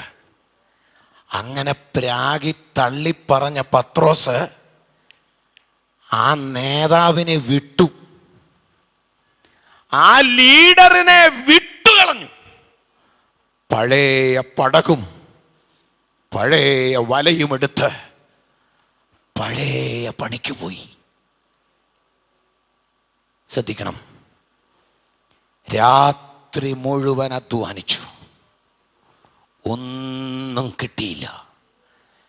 തണുപ്പുള്ള പ്രഭാതത്തിൽ കരയിലൊരു ശബ്ദം, നമുക്കറിയാവുന്ന ഭാഗമാണ്. കരയ്ക്കൊരു ശബ്ദം, കുഞ്ഞുങ്ങളെ, ക്രിസ്തുവിൽ ആർദ്രതയുണ്ടല്ലോ എന്ന് പൗലോസ് പറഞ്ഞതിൻ്റെ ഒരു ഭാഗം നമ്മൾ അവിടെ കാണുന്നുണ്ട്. ഈ തള്ളിപ്പറഞ്ഞ് പിന്മാറിപ്പോയവനെ യേശു വിളിച്ചതെന്താ? കുഞ്ഞേന്നാ. നിങ്ങൾക്ക് ചിന്തിക്കാൻ കഴിയുമോ? പ്രോത്സാഹിപ്പിക്കുന്ന ക്രിസ്തുവിൻ്റെ മനസ്സിൻ്റെ വലുപ്പം. Price the Lord. കുഞ്ഞേ, കുഞ്ഞുങ്ങളെ എന്ന് വിളിച്ചു. ഇടയ്ക്കുള്ള ഭാഗം ഞാൻ വിടട്ടെ. അടുത്തത് എന്താ? അവർ കരക്കിറങ്ങിയപ്പോ തീക്കനലും അതിന്മേൽ മീൻ വെച്ചിരിക്കുന്നതും അപ്പവും കണ്ടു.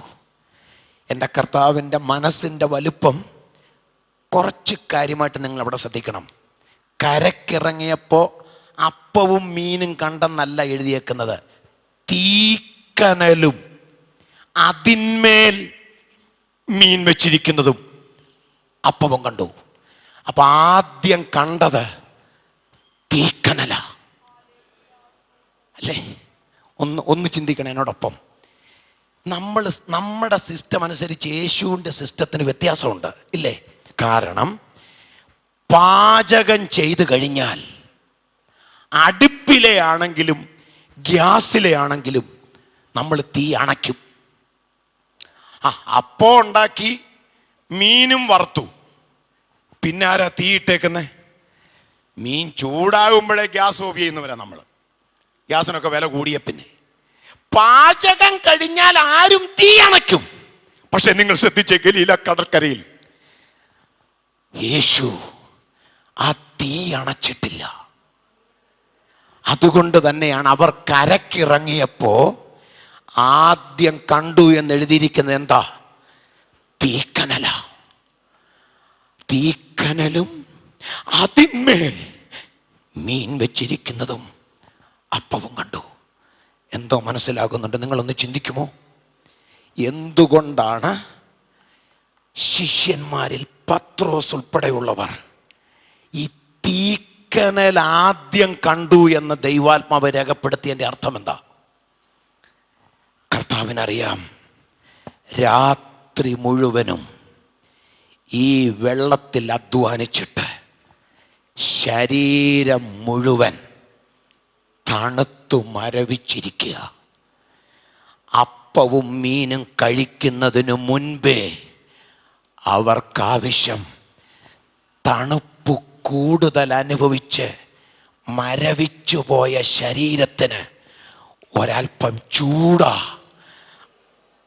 ആദ്യം ആവശ്യമെന്ന് കരയ്ക്ക് നിന്നോണ്ട് അറിഞ്ഞ എൻ്റെ കർത്താവ് അതുകൊണ്ടല്ലേ തീ കെടുത്താതിട്ടിരുന്നത്. Praise the lord. ചിന്തിക്കുന്നുണ്ടോ എന്നോടൊപ്പം?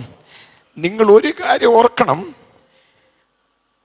നമ്മുടെ ശരീരം പരിധിയിൽ കവിഞ്ഞൊന്ന് തണുത്താൽ അതിന് പ്രതിവിധി കാണാൻ മനസ്സുള്ളവനാ നമ്മുടെ കർത്താവ്. Price the lord.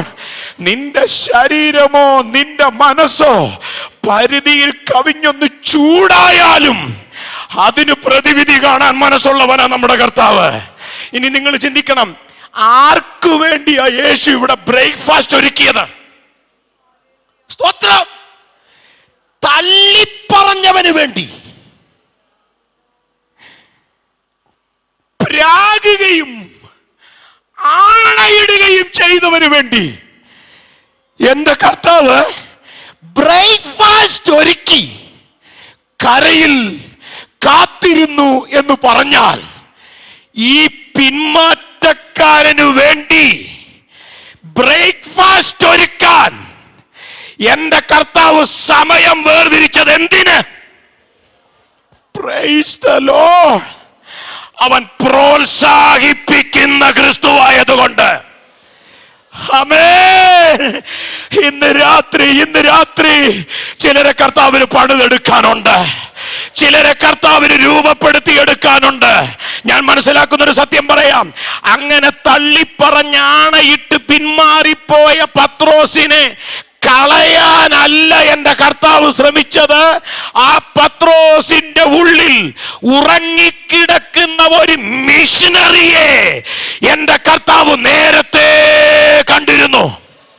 Praise the Lord. ഒന്നുകൂടെ പറയാം, ഈ പത്രോസിന് ഇറങ്ങിയ സമയത്ത് എന്റെ കർത്താവ് കൊടുത്തൊരു വാഗ്ദത്തമുണ്ട്. ഞാൻ നിന്നെ മനുഷ്യരെ പിടിക്കുന്നവനാക്കും.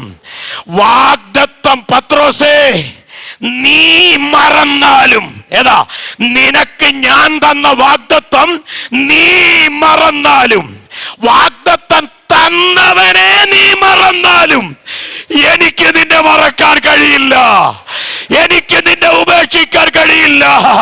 പ്രോത്സാഹിപ്പിക്കുന്ന ക്രിസ്തുവിന്റെ മനസ്സിന്റെ വലുപ്പം ആത്മാവിൽ ഗ്രഹിച്ചവർ ഇതിനകത്തുണ്ടോ?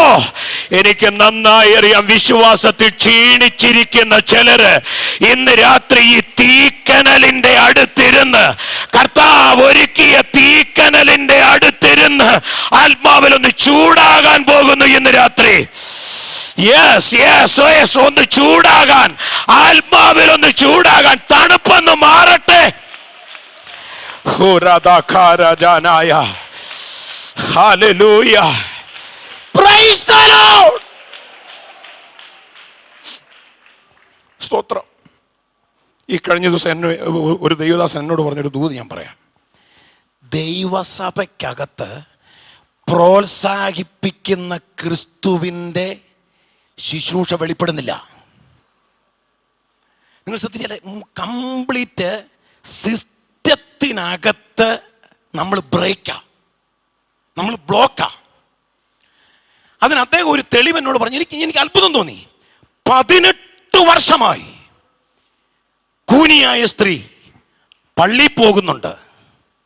അപ്പോൾ പ്രോഗ്രാമിന് പോകുന്നതിന് പിശാചിനെതിരില്ല, പ്രോഗ്രാം നടക്കുന്നതിനും പിശാചിനെതിരില്ല. കാരണം യേശു അവളെ കണ്ടതും പള്ളിക്കകത്ത് വെച്ചാണല്ലോ.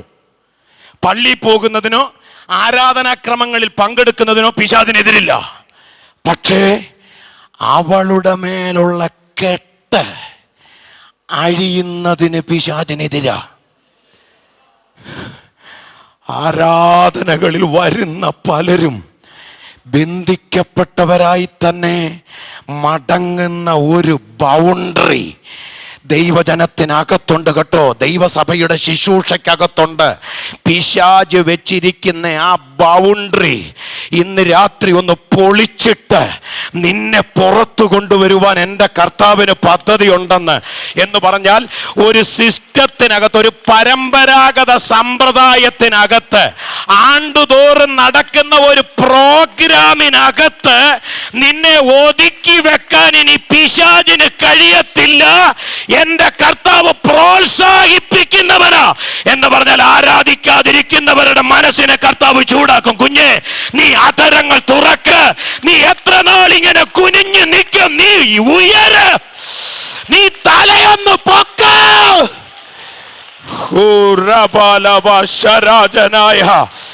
Yes, hallelujah, hallelujah. Amen, amen, amen. പ്രോത്സാഹിപ്പിക്കുന്ന കർത്താവ് ഇതിനകത്തൊന്ന് നടക്കട്ടെ പ്രിയരെ.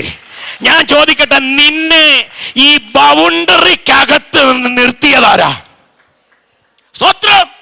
ബൗണ്ടറി എന്നുള്ള പദം ഞാൻ പറഞ്ഞത്, നിങ്ങൾ ആ ലൂക്കോസിന്റെ സുവിശേഷത്തിൽ ആ കൂനിയായ സ്ത്രീയെ കുറിച്ച് അവതരിപ്പിച്ചിരിക്കുന്ന ഭാഗം ഇംഗ്ലീഷിൽ നോക്കിയാൽ ആംപ്ലിഫൈഡ് ബൈബിളിൽ ഒരു പദം കൊടുത്തിട്ടുണ്ട്.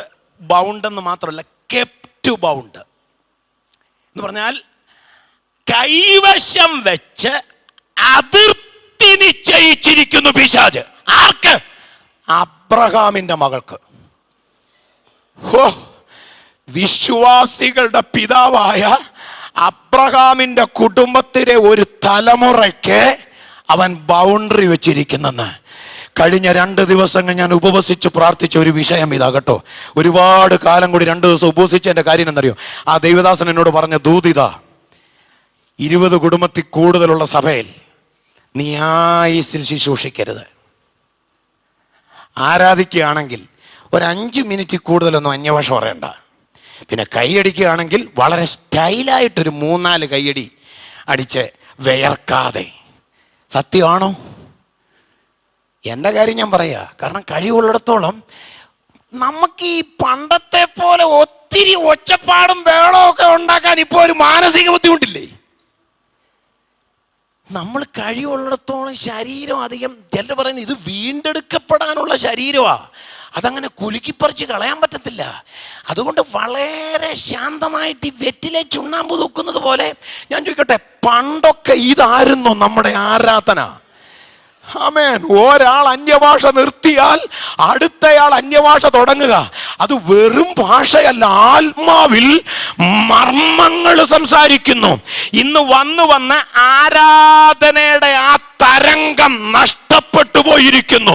കുറെ പ്രസംഗങ്ങളല്ലാതെ ദൈവത്തിന്റെ ആത്മാവ് ഉദ്ദേശിക്കുന്ന ദൈവപ്രവൃത്തിയുടെ വെളിപ്പാടുകൾ നമ്മുടെ ഇടയിലില്ല. അബ്രഹാമിന്റെ മകളെ പള്ളിയിൽ പോകാൻ അവൻ അനുവദിക്കും, പിശാച് പ്രോഗ്രാമിൽ പങ്കെടുക്കാൻ അനുവദിക്കും. പക്ഷേ അവളെ നിവരാൻ അവൻ അനുവദിക്കത്തില്ല. ആ പള്ളിക്കകത്ത് ആ ബൗണ്ടറി തകർക്കാൻ എന്റെ കർത്താവ് കാലുകുത്തിയത് യേശുവിന്റെ നാമത്തിൽ.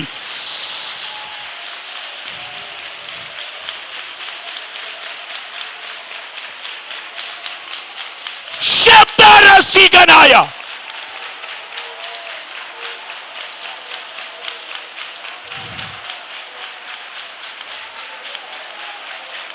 യെസ്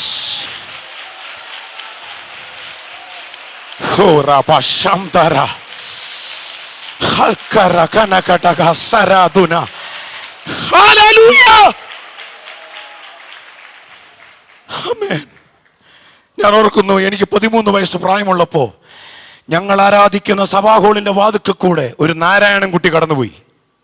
ഒരു നാരായണൻകുട്ടി മാർക്കറ്റിൽ നിന്ന് സാധനം മേടിച്ചു പോയത് സഭായോഗത്തിന്. അപ്പോൾ 10:45 സമയമായി. സഭാഹോള് കഴിഞ്ഞു, ആരാധന നടക്കും അകത്ത്. സഭാഹോള് കഴിഞ്ഞു പോയി. അദ്ദേഹത്തിൻ്റെ കയ്യിൽ പച്ചക്കറിയുടെ പാക്കറ്റുണ്ട്. സഭാഹോള് കഴിഞ്ഞു പോയ അദ്ദേഹം തിരിച്ചു നടന്നു വന്നു. കാരണം അദ്ദേഹത്തിന് മുമ്പോട്ട് പോകാൻ പറ്റുന്നില്ല. ഒരു നാരായണൻകുട്ടി മുമ്പോട്ട് പോകാൻ പറ്റുന്നില്ല, തിരിച്ചു നടന്നു. സഭാഹോളിൻ്റെ വാതുക്ക വന്ന് റോഡിൽ നിന്നു. റോഡിൽ കുറച്ചു നേരം നോക്കി നിന്നപ്പോൾ അവിടെ നിൽക്കാൻ തോന്നുന്നില്ല. സഭാഹോളിൻ്റെ മുറ്റത്തേക്ക് കയറാൻ തോന്നുന്നു. ആരോ തന്നെ പുഷ് ചെയ്തു വിടുകയാ അകത്തേക്ക്. ഹോളിൻ്റെ മുറ്റത്ത് കുറച്ചു നേരം നിന്നപ്പോൾ അദ്ദേഹത്തോട് ആരോ പറയുന്നു, നീ അകത്തേക്ക് കയറ്. ആമേൻ. അകത്തേക്ക് കാല് വെച്ചത് ഞാൻ ഇന്ന് ഓർക്കുന്നുണ്ട്.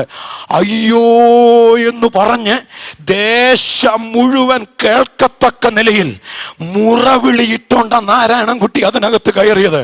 കയറി ആ മനുഷ്യൻ നിന്നില്ല, അവിടെ വീണ് കിടന്നിട്ട് തൻ്റെ മുഴുവൻ ഓർമ്മയിലുള്ള മുഴുവൻ പാപങ്ങളും താൻ ഏറ്റു പറഞ്ഞു. ഇന്നും ആ സഭയുടെ മെമ്പറാ നാരായണൻകുട്ടി. ഞാൻ ഈ കഴിഞ്ഞ പ്രാവശ്യം എൻ്റെ അമ്മയെ കണ്ടപ്പോൾ ഞാൻ അമ്മയോട് പറഞ്ഞു, അമ്മേ, അന്നത്തെ ആരാധനകൾക്ക് പിശാച് ബൗണ്ടറി വെച്ചിരുന്നില്ല. കാരണം ആരും അതിന് അനുവദിച്ചിരുന്നില്ല. വാ തുറന്നാൽ മഹത്വപ്പെടുത്തേണ്ട ദൈവമക്കളൊക്കെ മനസ്സ് തുറന്ന് ദൈവത്തിന് മഹത്വം കൊടുക്കും. അന്ന് കീബോർഡില്ല, അന്ന് സിസ്റ്റം ഇല്ല, അന്ന് ഡിലേ ഇല്ല, അന്ന് പവർ ആംപ്ലിഫയർ ഇല്ല, അന്ന് JBLന്റെ ബോക്സ് ഇല്ല.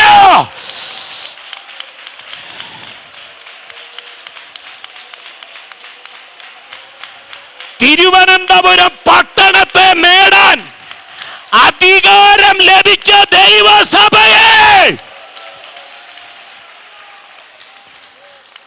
പിശാചു വെച്ച അതിർത്തി പൊളിച്ച് ഈ ജനറൽ കൺവെൻഷൻ കഴിയുമ്പോ പുറത്തു വരാൻ ദൈവത്തിന്റെ ആത്മാവ് ദൂത് പറയുകയാണ്.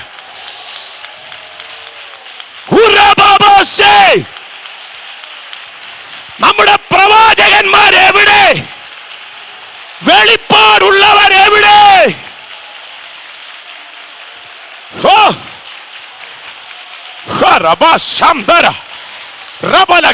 ചുരത്ത രാജകസി അന്തരാജനായ രക്തത്തോ ജയം.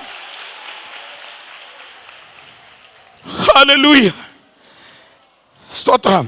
ഞാൻ ഈ കഴിഞ്ഞ ദിവസം എൻ്റെ ചർച്ചില് ഞാനും എന്നാ അറിയും, ഇപ്പം സഭാ ചാർജ് കയറിയിട്ട് ഈ ഏപ്രിലാകുമ്പോൾ 30 വർഷമാവും. 30 വർഷത്തെ എക്സ്പീരിയൻസ് ഒക്കെ എന്ന് പറഞ്ഞാൽ ചില്ലറ എക്സ്പീരിയൻസ് ആണോ? അപ്പം നമ്മുടെ മനസ്സിൽ തന്നെ ഒരു ധാരണയുണ്ട്, നമ്മൾ സീനിയർ ആണെന്ന്.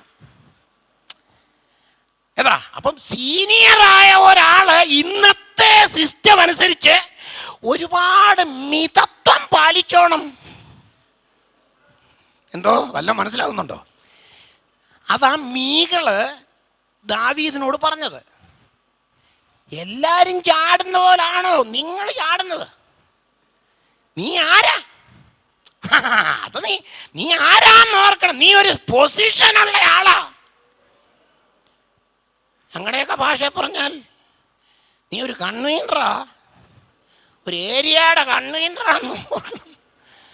ഒരു സെന്ററിന്റെ ചുമതലയൊക്കെ ഉണ്ട്. 10-35 സഭകൾ നിന്റെ കീഴിലുണ്ടെന്ന് ഓർത്തോണം. ഈ ഫിലിപ്പിലേനൻ 2-ാം അധ്യായം 1 മുതൽ 5 വരെ പഠിച്ച പിന്നെ ഞാൻ കുറച്ചുകൂടെ മാനസാന്തരപ്പെട്ടത്. എനിക്കൊരു കാര്യം മനസ്സിലായി, നമ്മുടെ കീഴിൽ എത്ര പേരുണ്ടെന്നുള്ളതല്ല യഥാർത്ഥ താഴ്മ, നമ്മൾ എത്ര പേരുടെ കീഴിലാണെന്നുള്ളതാ. അതൊന്നും ആര് പ്രസംഗിക്കാനാ? അങ്ങനെയുള്ള പ്രസംഗം ആർക്ക് ഇഷ്ടമാ? ഞാൻ മറ്റുള്ള ഒരാളുടെ കീഴെ നിൽക്കാനാ? ഹല്ലേലൂയ. വെളിച്ചദൂതന്റെ വേഷം കെട്ടിയ ദുഷ്ട പിശാച് സഭയ്ക്കകത്ത് ഇന്ന് പിടിമുറുക്കിയത് ആത്മാവിൽ കണ്ട് ദൈവമക്കൾ അതിനെ ശാസിക്കാൻ ഒരു സഭായോഗത്തിന് എഴുന്നേറ്റ് നോക്ക്. വലിയ ദൈവപ്രവൃത്തി വെളിപ്പെടാൻ സമയമായി. ആമേൻ. അപ്പൊ മീകള് പറഞ്ഞ കണ്ടോ, അതിർത്തി എന്ന് പറഞ്ഞ എന്താന്ന് മനസ്സിലായോ? പിശാചു വെക്കുന്ന അതിർത്തി. നീ എവിടെ എത്തേണ്ടതാ? അതാ എബ്രായ ലേഖനത്തിൽ പൗലോസൊക്കെ എഴുതി വാചകം കേട്ടിട്ടുണ്ടോ? കാലം നോക്കിയാൽ കണ്ടോ, പിശാച് ചെയ്യുന്ന ഏറ്റവും ഈ പിശാച് തൻ്റെ തന്ത്രങ്ങൾ മാറ്റി. അത് നിങ്ങൾ അറിഞ്ഞായിരുന്നു? സ്തോത്രം. ഇപ്പം നമ്മളും മാറ്റിയല്ലോ സ്റ്റൈല്. അപ്പൊ പിശാചിന് മാറ്റിക്കൂടെ? നമ്മൾ മാറ്റി. ഞാനീ പറഞ്ഞ പണ്ടൊക്കെ എന്ന് പറഞ്ഞാൽ അരമണിക്കൂർ ആരാധന കഴിഞ്ഞപ്പോൾ ഉടുപ്പൊക്കെ ഊരി പിഴിയണമായിരുന്നു. ഇന്ന് ഒരു തുള്ളി വേർപ്പ് ഓടിയത്തില്ല, ചില്ലറ സ്റ്റൈലാണ്. അപ്പൊ പിശാച് നോക്കിയപ്പം എൻ്റെ ദാസൻ സ്റ്റൈല് മാറ്റി. എന്നാ പിന്നെ ഞാനും മാറ്റി.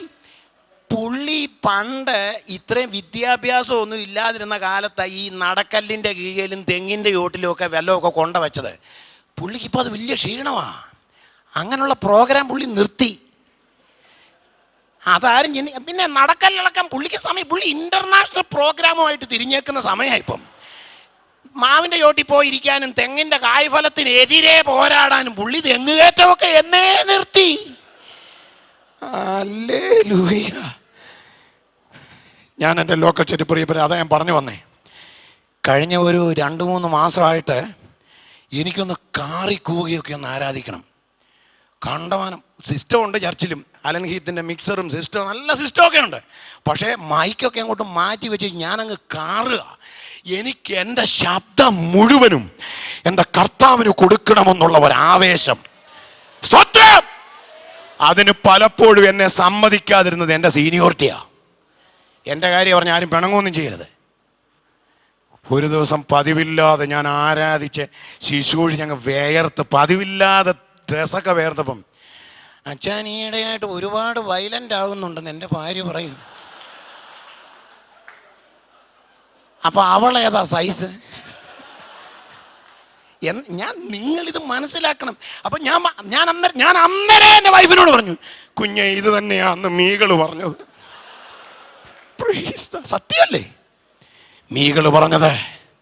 നീ ഇസ്രായേലിൻ്റെ രാജാവായിരിക്കെ കണ്ടോ, പഞ്ഞിനൂലങ്കി ധരിച്ച് നിന്നെ തന്നെ അനാവൃതനാക്കിയതിനെന്തിന്? എന്തിനറിഞ്ഞാൽ ഒരു സാധാരണക്കാരൻ പെട്ടകത്തിൻ്റെ മുമ്പിൽ ചാടുന്നത് പോലെയല്ല, നീ ഒരു പദവിയുള്ളയാളാ. പക്ഷെ പെട്ടകം കണ്ടപ്പോ ദാവീദ് പദവി മറന്നു. ആമേൻ. അതാ വെളിപ്പാട്, അതാ വെളിപ്പാട്.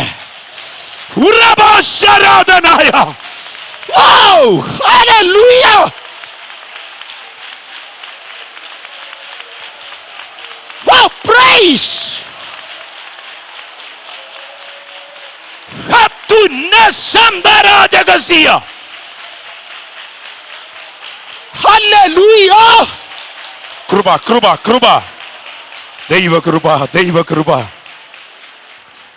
Oh, praise the Lord. ദാവീദ് പെട്ടകം കണ്ടപ്പം ചാടി എന്തിനാന്ന് ഇവിടെ ഇരിക്കുന്ന ദൈവദാസന്മാർക്കൊക്കെ അറിയാം. തടി കൊണ്ടുള്ള ഒരു വെറും പെട്ടകം, ഒരു പെട്ടി കണ്ടപ്പം ചുമ്മാതെ ചാടിയതല്ല. പതിറ്റാണ്ടുകൾക്ക് മുൻപ് കരകവിഞ്ഞൊഴുകിയ യോർദാന്റെ മുൻപിൽ പിതാക്കന്മാർ പകച്ചു നിന്ന ഒരു സമയമുണ്ട്. ഒരു നിമിഷം ഈ പെട്ടകം കണ്ടപ്പോ ദാവീദ് അത് ഓർത്തുപോയി. യോർദാനിൽ വഴി തുറന്നിയത് പുരോഹിതന്റെ പാദമല്ല. ആമേൻ. ദാവീദ് അപ്പൊ ചാടിയത് എന്തിനാ? ദാവീദ് പദവി മറന്നത് എപ്പോഴാ? വഴി തുറന്ന പെട്ടകം മുമ്പിൽ വന്നു നിന്നപ്പോ. ഇന്ന് രാത്രി നിനക്ക് വേണ്ടി വഴി തുറന്നവൻ, വഴിമുട്ടി നിന്ന നിന്നെ വലങ്കൈക്ക് പിടിച്ചുയർത്തിയവൻ ഇതിനകത്ത് തേജസ്സോടെ ഇറങ്ങി നിൽക്കുമ്പോ നിനക്ക് മൗനമായിരിക്കാൻ കഴിയില്ല, നിനക്ക് വെറുതെ ഇരിക്കാൻ കഴിയില്ല. ഹല്ലേലൂയ,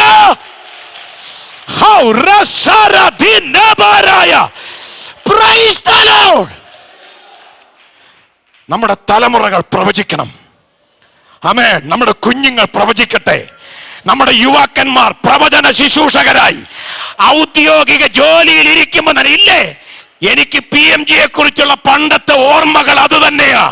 പദവികളിലുള്ളപ്പോ തന്നെ ഗസറ്റഡ് പോസ്റ്റിൽ ഇരിക്കുമ്പോഴും ആത്മാവിൽ വെളിപ്പാടുകൾ വിളിച്ചു പറയുന്ന ഇന്ന് രാത്രി ചില ബൗണ്ടറികൾ, ചില അതിരുകൾ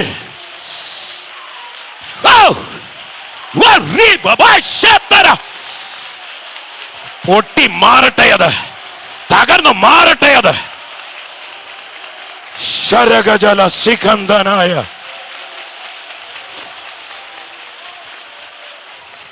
price the lord, praise the lord. ഞാൻ ഈ കഴിഞ്ഞ ദിവസങ്ങൾ എൻ്റെ 2 കൂട്ടുവിശ്വാസികളോട് ഞാൻ ക്ഷമ ചോദിച്ചിരിക്കുക. അതുകൊണ്ടാണ് ഞാൻ ഇതിനകത്ത് ഇത്ര സന്തോഷത്തോടെ എനിക്കിനി ഞാൻ ചെയ്യുന്ന കുറച്ച് കാര്യങ്ങൾ എനിക്ക് പ്രസംഗിച്ചാൽ മതി എന്ന് ഞാൻ കർത്താവിനോട് തീരുമാനമെടുത്തിട്ടുണ്ട്. ബുദ്ധിമുട്ടാണ്. കാരണം എൻ്റെ മകൻ പുറത്തുനിന്ന് വന്നപ്പോഴും ഒക്കെ ഇയാൾക്ക് ഇപ്പോഴും കുറ്റബോധമാണ്. ഞാൻ ഫുഡിന് വിളിച്ചത്, ഫുഡ് കഴിക്കാൻ, നമുക്ക് അങ്ങനെ ഒരു സിസ്റ്റം ഉണ്ടല്ലോ നമ്മുടെ ഇടയിൽ. നമ്മൾ ആരെയാ ഈ ഫുഡ് കഴിക്കാൻ വിളിക്കുന്നത്? മനസ്സിലൊന്ന് ചിന്തിച്ചു നോക്കണം. ഒന്നുകിൽ എൻ്റെ സെയിം സ്റ്റാറ്റസിലുള്ള ആൾ ആണോ? യെസ്. വാടകയ്ക്ക് വയറ് നിറച്ച് ആഹാരം കഴിക്കാൻ പോലും വരുമാനമില്ലാത്ത, ആത്മീയത്തിൽ ഒന്നും ആകാത്ത, ഒരു നല്ല ആഹാരം കഴിക്കാൻ കയ്യിൽ കാശില്ലാത്ത ആരെയെങ്കിലും എയർ കണ്ടീഷൻ ഹോട്ടലിലെ റൂമിൽ ഫുഡ് കഴിക്കാൻ നമ്മൾ വിളിച്ചിട്ടുണ്ടോ? ഞാൻ വിളിച്ചിട്ടില്ല. എനിക്ക് അവരോട് കുറ്റബോധം തോന്നി. ഞാൻ ക്ഷമ ചോദിച്ചു. കാരണം എൻ്റെ മകൻ വന്നപ്പോൾ അവൻ പുറത്താണ് പഠിച്ചത്. പഠനം കഴിഞ്ഞ് വന്നപ്പോൾ അവന് വിജയിച്ചല്ലോ, സന്തോഷത്തിന്. ഞാൻ ചോദിക്കട്ടെ, ചർച്ച് മുഴുവൻ പ്രാർത്ഥിച്ചതല്ലേ അവന് വേണ്ടി? സഭ മുഴുവൻ പ്രാർത്ഥിച്ചതല്ലേ എൻ്റെ മോന് വേണ്ടി?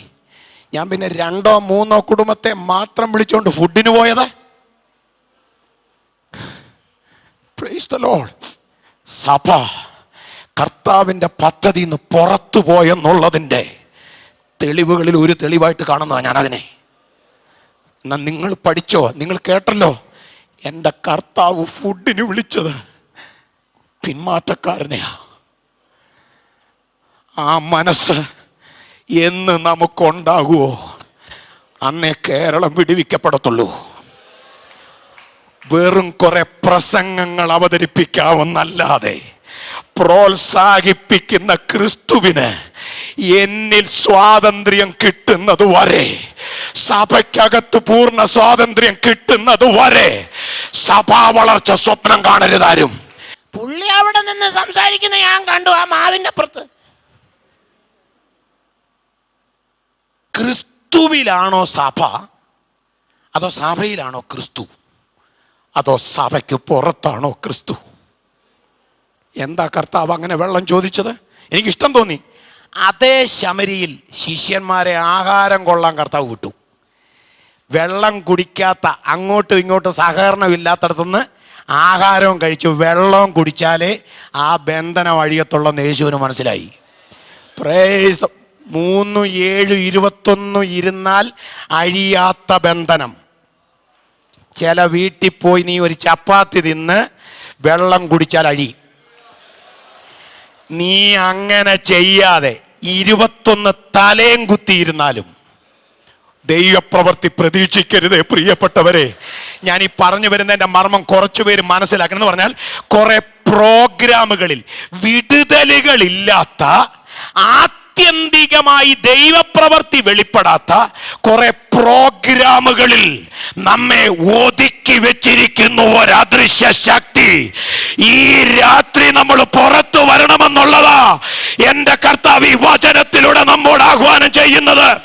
Price the lord. ആമേൻ. പുതിയ നിയമത്തിലെ ആദ്യത്തെ മിഷണറി ഈ സ്ത്രീയാ. നമ്മൾ എടുക്കുവോ സഭയിൽ മെമ്പറായിട്ട്?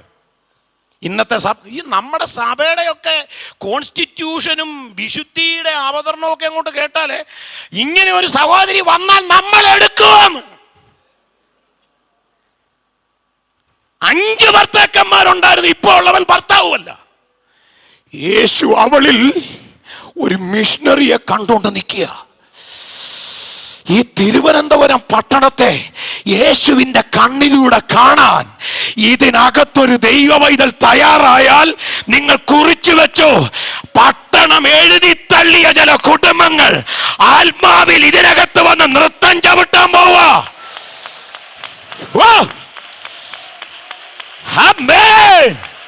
മനസ്സിലാകുന്നുണ്ടോ? മനസ്സിലാകുന്നുണ്ടോ? പ്രോത്സാഹിപ്പിക്കുന്ന ക്രിസ്തു.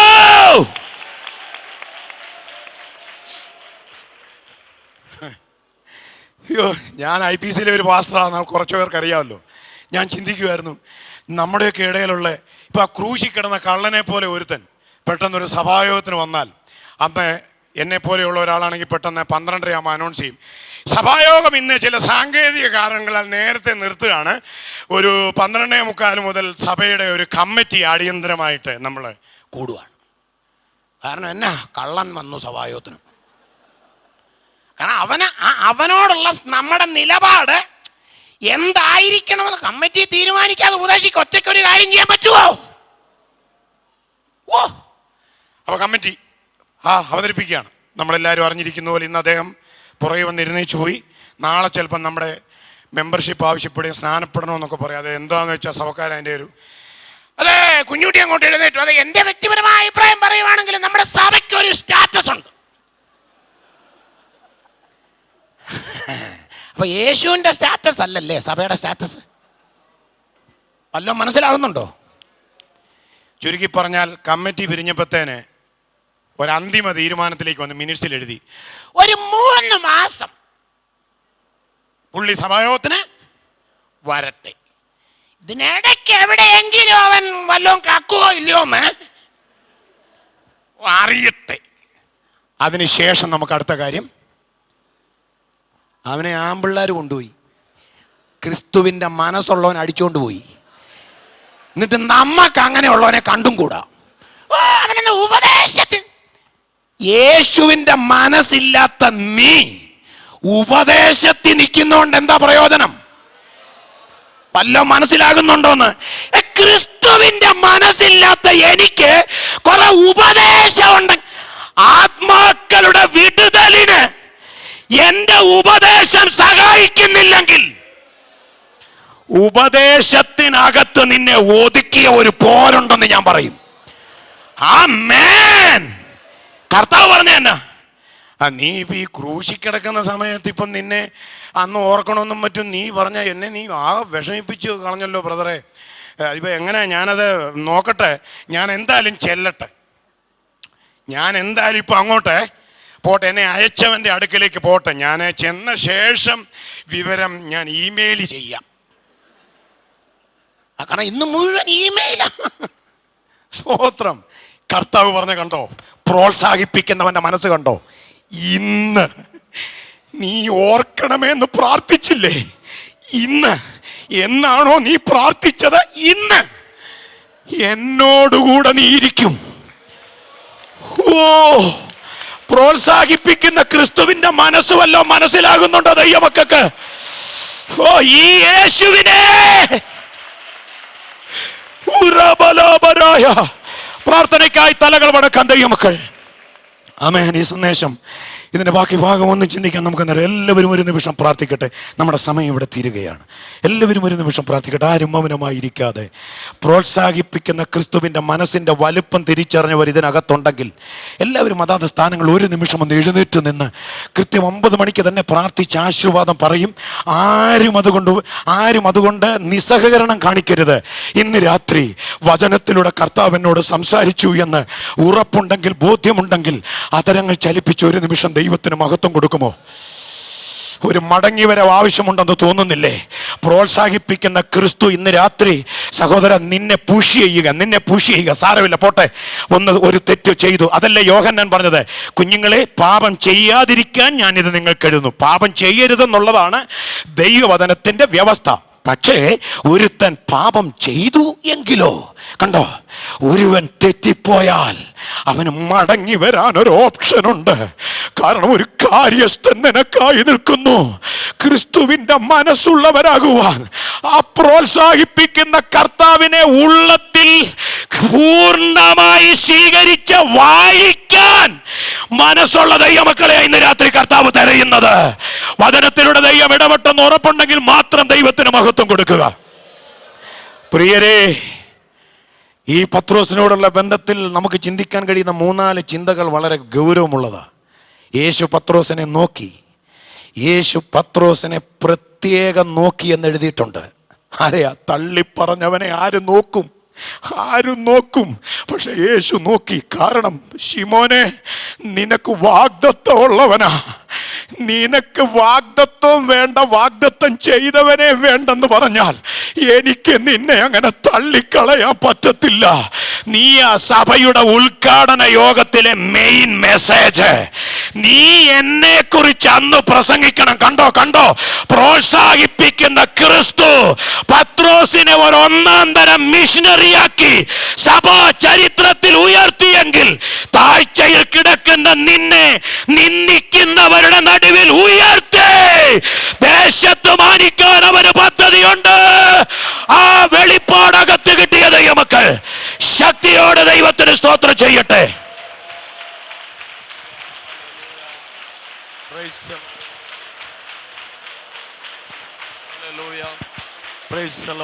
വലിയ ശക്തിയാൽ ഇന്ന് രാത്രി ദൈവത്തിന്റെ ആത്മാവ് നമ്മെ നിറയ്ക്കുവാൻ, അതിലൂടെ വലിയ വിടുതലുകൾ ദൈവാത്മാവ് നമ്മുടെ മധ്യത്തിൽ പകരുവാൻ പ്രാർത്ഥനയോടെ എല്ലാ ദൈവജനവും കരങ്ങളടിച്ച ഒരുമിച്ച് പാടി നമുക്ക് ദൈവത്തെ മഹത്വപ്പെടുത്താം. സ്തോത്രം.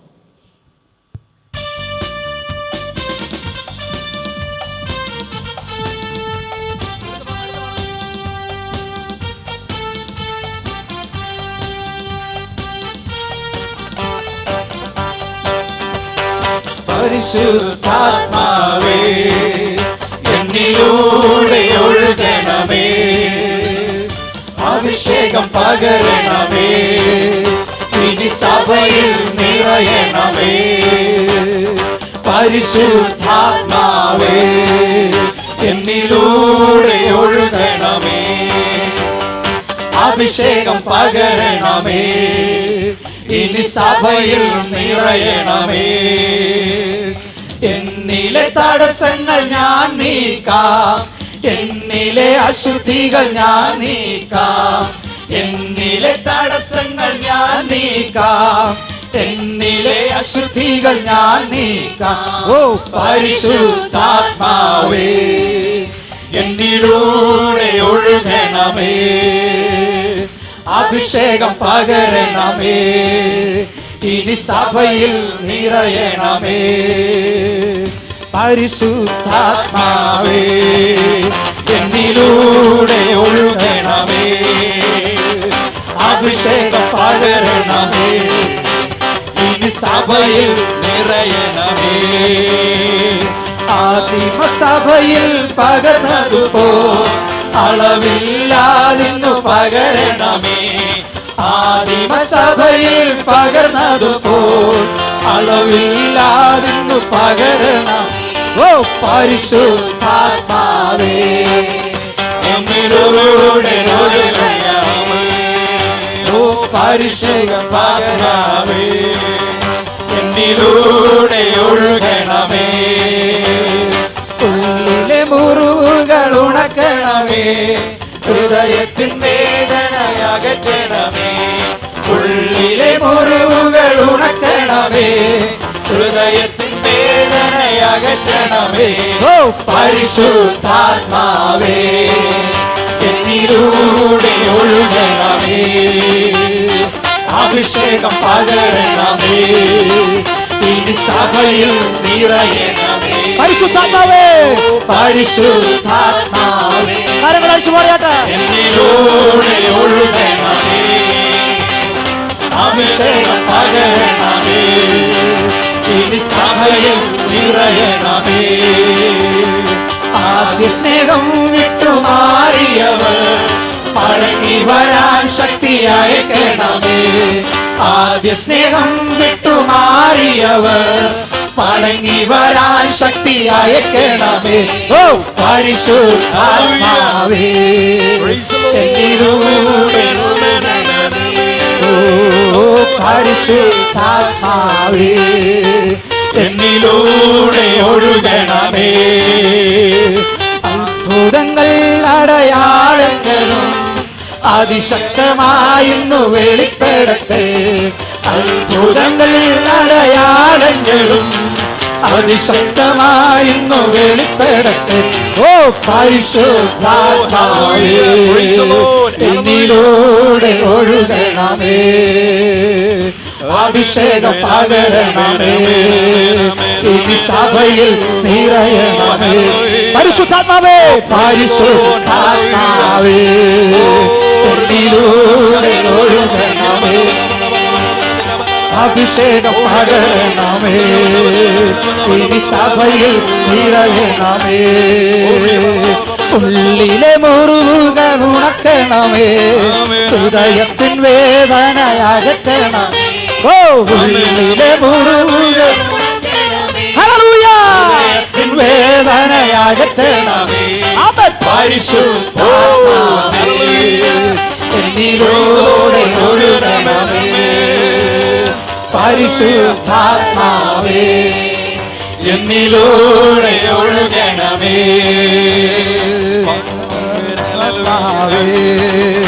എന്നിലൂടെ ഒഴുകണമേ.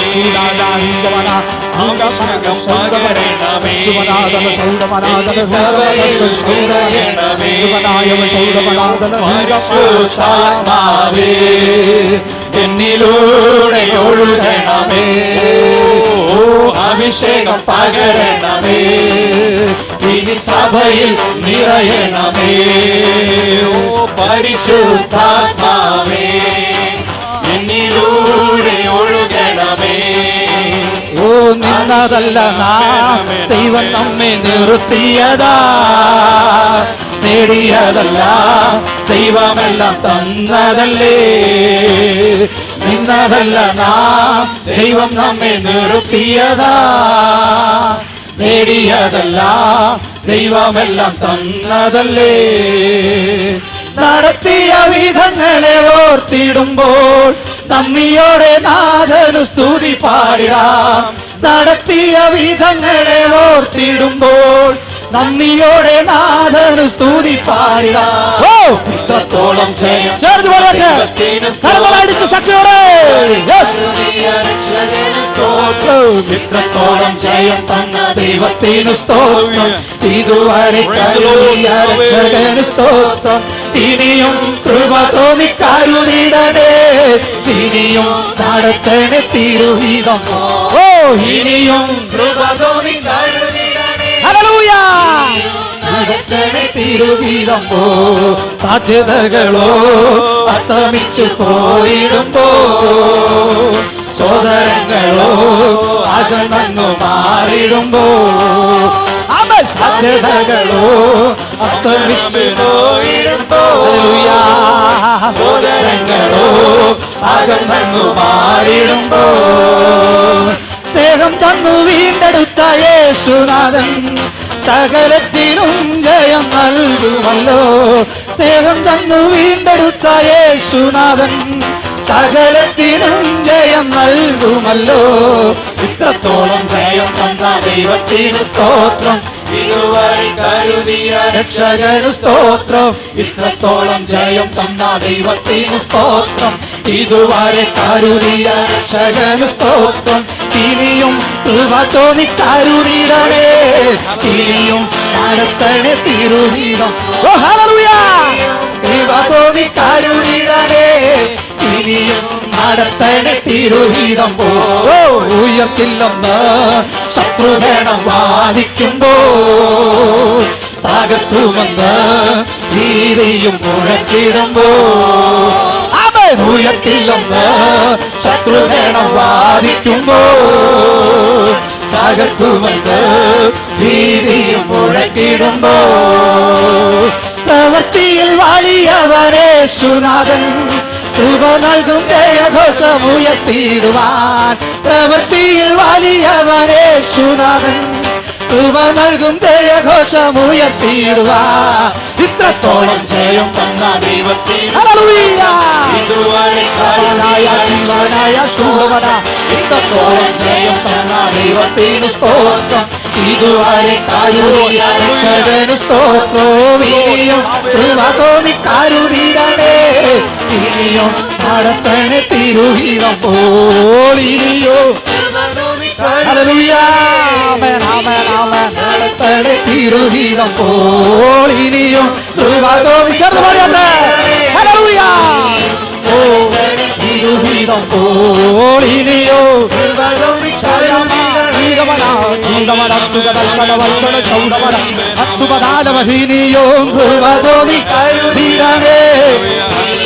നടത്തണേ തിരുഹിതം പോൾ ഇനിയും കൃപ തോന്നി വലിയ സാധിച്ചു വലിയ അഭിഷേകത്തിന്റെ ശക്തിയാൽ ഇത് രാത്രി എല്ലാ ദൈവങ്ങളും നിറയേണ്ടതിന് ഇതിന്റെ വലിയ സാന്നിധ്യത്തിൽ ഇത് രാത്രി ഞങ്ങളുടെ മധ്യത്തേക്ക് ഇറങ്ങട്ടെ യേശുവിന്റെ നാമത്തിൽ യേശുവിൻ നാമത്തിൽ യേശുവിൻ നാമത്തിൽ ചൂടാനായ ചൂടവനാദല ഹൃദവനവൽക്കലവാനവര തുകതൽക്കല ചൗടവനാദല ഭീമലവാനവ ചൗടവനാദല Praise the Lord. Hallelujah. Jesus. Jesus.